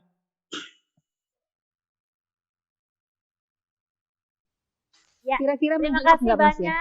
Semoga menjawab Mas Anang atas jawaban dari Mbak Ade karena keterbatasan waktu. Jadi kita bisa sudahi sesi tanya jawab dan juga sesi interaktif kita pada hari ini. Terima kasih banyak Mbak Ade atas Waktunya udah habis. Luar biasa. Kita akan masuk ke sesi berikutnya. Oke. Dan Ya, terima waktunya udah kasih habis kami ya? ucapkan kepada Mbak Ade atas pemaparannya dan juga sudah menjawab beberapa pertanyaan yang masuk. Terima kasih sekali, sehat selalu dan sampai jumpa di sesi berikutnya atau di lain kesempatan. Terima kasih Mbak Ade. Teman-teman media, selanjutnya saya juga akan mengajak teman-teman media masuk ke sesi ice breaking. Ice breaking kita berjudul Scavenger Hunt in Your Room, di mana kita akan membuat kompetisi menarik untuk teman-teman media di sini, yang pastinya sudah sesuai dengan materi workshop yang kita bahas.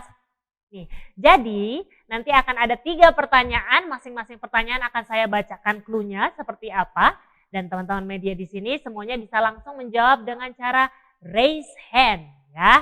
Teman-teman media bisa langsung mengambil barang tersebut, langsung klik raise hand, siapa yang paling cepat raise hand-nya, dan terlebih dahulu nanti saya akan tampilkan langsung serta bisa menyampaikan jawabannya langsung.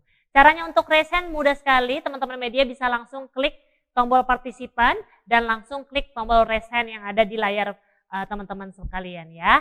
Nanti kita akan memilih 3 jawaban yang paling benar dan juga paling cepat yang sesuai dengan clue yang sudah saya katakan atau saya akan jabarkan nanti. Dan kami juga akan memberikan hadiah atau gift voucher OVO atau GoPay senilai Rp100.000 masing-masing untuk 3 pemenang. Jadi pastikan nanti cepet-cepetan raise hand-nya. Nanti ingat tunjukkan barang sesuai clue yang saya bacakan. Nanti kita akan umumkan pemenangnya di akhir acara nanti. Sudah siap semuanya? Saya mau lihat terlebih dahulu, siap-siap? Ya.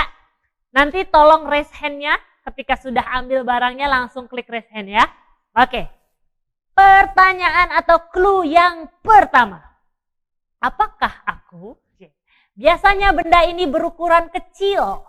Benda ini dapat membantu kamu untuk menyimpan file. Oke, saya mau lihat yang paling cepat raise hand-nya. Silakan.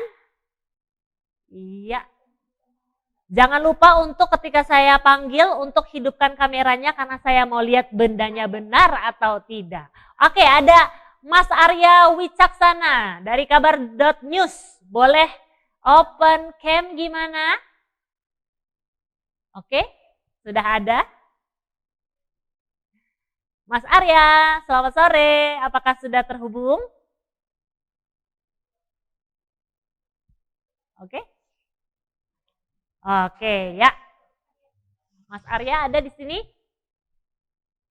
Oke, Mas Arya yang paling cepat raise hand-nya. Saya mau lihat apakah benar-benar Mas Arya memiliki benda. Tuh saya udah begini berarti udah ketahuan ya bendanya apa.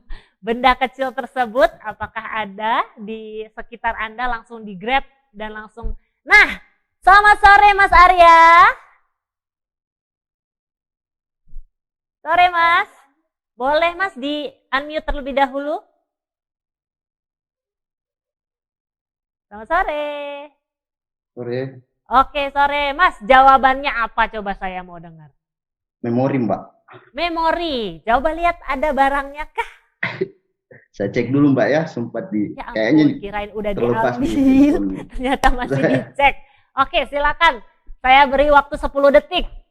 Kalau enggak saya akan panggil nama selanjutnya yang raise hand ya. Oke ya. 10, 9. Ya, 8. lepas Mbak memorinya. Ya Mas, kan tadi aku sudah ambil dulu. 5, 4, 3, 2, gimana nih? 1, ganti ya berarti. Jadi rekan-rekan media sekalian, diambil dulu grab barangnya. Setelah itu baru langsung raise hand biar langsung terlihat bendanya apa. Judulnya udah benar sih sebenarnya Mas Arya membilang itu kalau jawabannya adalah memory. Oke. Mas Dana Kencana boleh open cam dan juga open mic. Saya mau tanya, apakah sudah ada di tangan Anda barang yang saya bilang tadi, yang saya sudah share clue-nya? Silakan Mas Dana. Mas Dana Kencana, apakah sudah join? Apakah sudah? Halo. Ya, halo. Selamat sore, Mas Dana. Wajahnya gelap, nggak kelihatan. Ya. Oke. Halo. Mas Dana, apa jawabannya? Jawabannya hampir sama. Apa dong? Memori, kenangan. Memori, oh lo kenangan. Oke, boleh saya lihat itemnya? Oke, betul sekali. Flash disk atau MMC itu adalah memory card. Ya, terima kasih Mas Dana. Nanti kita akan umumkan di akhir acara nanti ya. Terima kasih. Good job. Lanjut ke clue selanjutnya. Clue. Ya, tapi sebelum saya lanjut, saya mau minta tolong untuk semua yang sudah raise hand tadi di lower dulu handnya supaya bisa kelihatan yang paling atas atau yang paling cepat untuk clue yang kedua ya. Oke, clue yang kedua. Sudah lower hand semua? Oke, kita intip terlebih dahulu. Sudah, oke. Kita lanjut ke clue yang kedua. Jangan lupa, jangan seperti Mas Arya, jadinya diskualifikasi karena tidak pegang barangnya ya. Clue yang kedua, apakah benda ini sering dicari saat handphone sedang lowbat?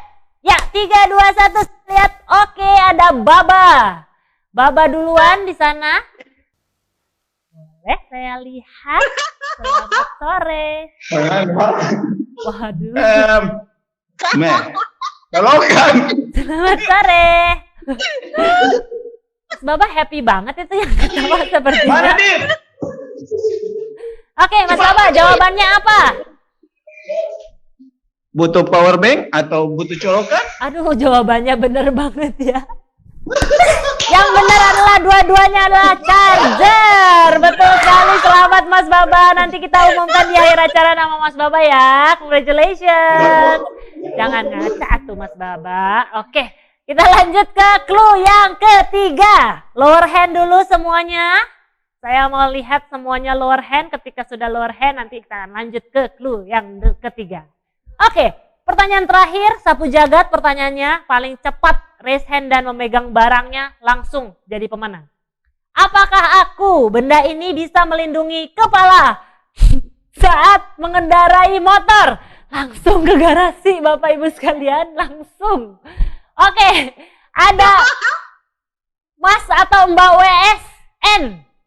Apakah ada di sini? Boleh open mic dan juga open cam? Boleh langsung dipakai. Langsung bener itu ya.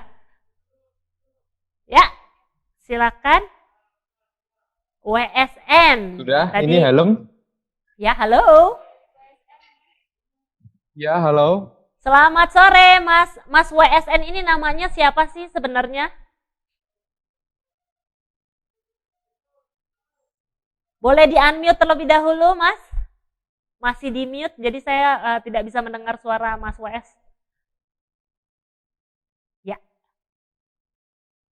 Belum di-unmute Mas, jadi tidak terdengar suaranya.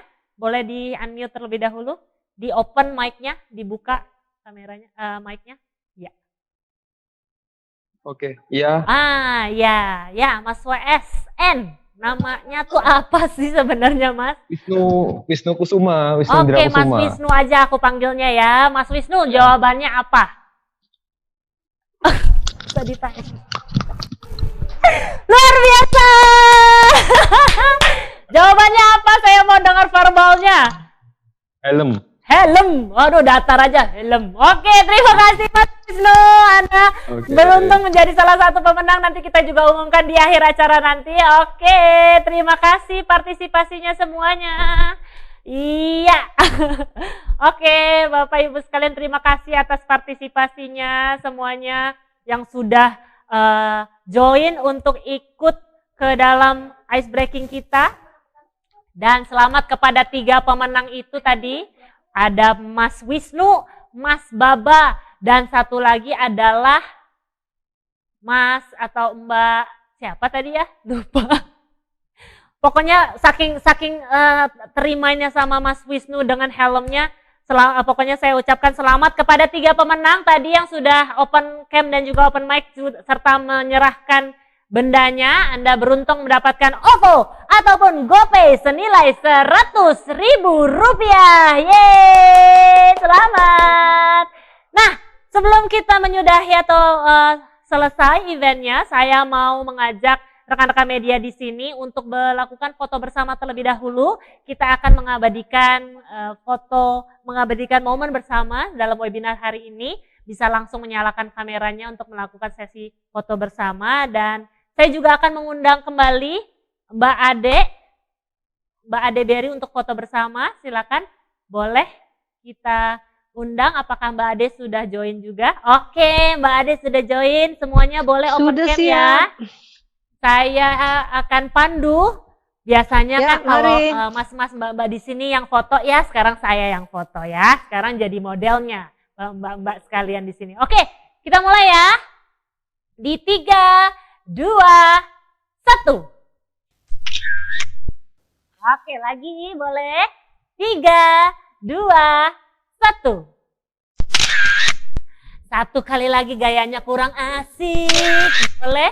2 frame lagi. Oke, silakan. Gayanya yang lain.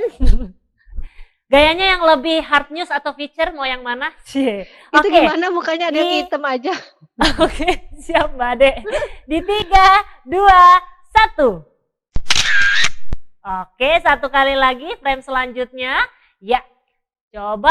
Nah, Mas yang charger dan juga colokan boleh smile-nya lebih gede. 3, 2, 1.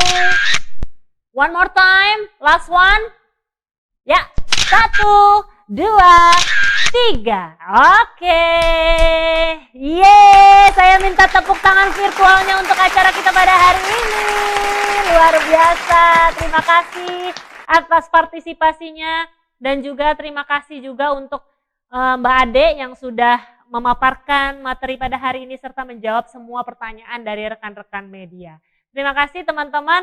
Demikianlah seluruh rangkaian acara kita pada hari ini, tapi sebelum itu saya juga ingin menginformasikan, jangan lupa untuk mengikuti kompetisi Journalism Grants and kompetisi jurnalistik yang diadakan oleh AJI dan Danone. Aliansi Jurnalis Independen Indonesia bekerja sama dengan Danone Indonesia membuka peluang bagi Anda, kalangan jurnalis, untuk membuat karya jurnalistik multimedia dengan tema nutrisi dan kesehatan dalam jurnalisme media. Caranya gimana? Mudah sekali, peserta mengikuti rangkaian serial workshop virtual multimedia reporting selama 4 kali pertemuan secara online yang diselenggarakan oleh AJI dan juga Danone. Dan juga membuat karya jurnalistik sesuai dengan tema dan melaporkan dalam bentuk feature untuk dipublikasikan di media masing-masing. Dan ketentuan hibahnya, peserta yang proposal liputannya terpilih akan mendapatkan dana hibah sebesar Rp4 juta. Dan hibah ini akan diberikan dalam 2 tahap, yaitu 30% di awal setelah proposal disetujui dan 70% di akhir setelah karya peserta terpublikasikan di media masing-masing. Peserta yang mendapatkan grants diberikan waktu liputan kurang lebih 1 bulan dan mendapatkan pendampingan dari mentor langsung. Caranya gimana dan bagaimana cara mendaftarnya? Silakan isi formulir pendaftaran dan juga kirimkan CV serta surat persetujuan dari editor media tempat bekerja. Jadi kalau misalnya teman-teman media bisa lihat langsung di layar masing-masing dan jika ada pertanyaan lebih lanjut, boleh silakan kontak email yang ada di layar tersebut ya, bisa dibaca-baca. Oke, selain itu kami juga memiliki kompetisi karya jurnalistik. Caranya Bagaimana ketentuannya adalah peserta lomba adalah warga negara Indonesia dan peserta adalah wartawan Indonesia yang bekerja di berbagai platform media lokal, nasional, dan kantor berita asing atau wartawan lepas di seluruh Indonesia. Kriteria pengiriman materi kompetisi. Materi karya jurnalistik pernah dipublikasikan di media antara tanggal 1 Oktober 2020 sampai 31 Maret 2021. Dan karya jurnalistik yang dikirimkan harus sesuai dengan tema dan juga kategori yang tengah ditentukan oleh panitia. Dan syaratnya adalah tulisan paling lambat diterima pada tanggal 31 Maret 2021 jam 9 waktu Indonesia Barat. Cara pengirimannya boleh dilihat karena harus disubmit melalui link Google Form di layar Anda. Dan hadiahnya luar biasa sekali, harga hadiah yang diberikan berupa untuk juara pertama mendapatkan 10 juta rupiah, juara kedua mendapatkan 5 juta rupiah, dan juara 3 mendapatkan 2 juta rupiah. Tidak hanya itu, 7 finalis lainnya mendapatkan cash money senilai 750.000 rupiah. Oke, jadi kalau misalnya mau tahu informasi lebih lanjut, silakan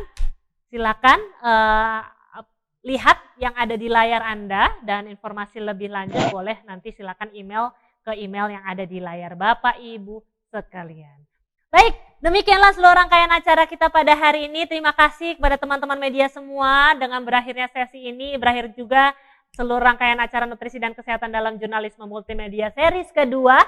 Jangan lupa kita akan berjumpa lagi pada series berikutnya di jam dan juga link yang sama hari Rabu 24 Februari 2021. Dan kita akan menyimak materi tentang menyiapkan komponen video untuk liputan multimedia bersama trainer Mas Adi Prasetya selaku Wakil Pempret BRI 1 TV. Terima kasih juga untuk teman-teman yang sudah mengirimkan karyanya, dan juga kami mengajak untuk terus mengirimkan karyanya mengikuti kompetisi karya jurnalistik tentang nutrisi dan kesehatan. Silakan cek info lengkapnya di www.aji.or.id. Panitia juga akan mengirimkan poster dan juga linknya melalui WhatsApp group tentang program hari ini. Dan juga terima kasih untuk semuanya yang sudah ikut pada acara hari ini. Tetap semangat, jaga kesehatan, jangan lupa untuk sering cuci tangan, pakai masker, dan jaga jarak. Pokoknya sehat dan happy selalu. Saya Diska Dewi, pamit undur diri. Sampai jumpa minggu depan, and have a nice day. Bye-bye.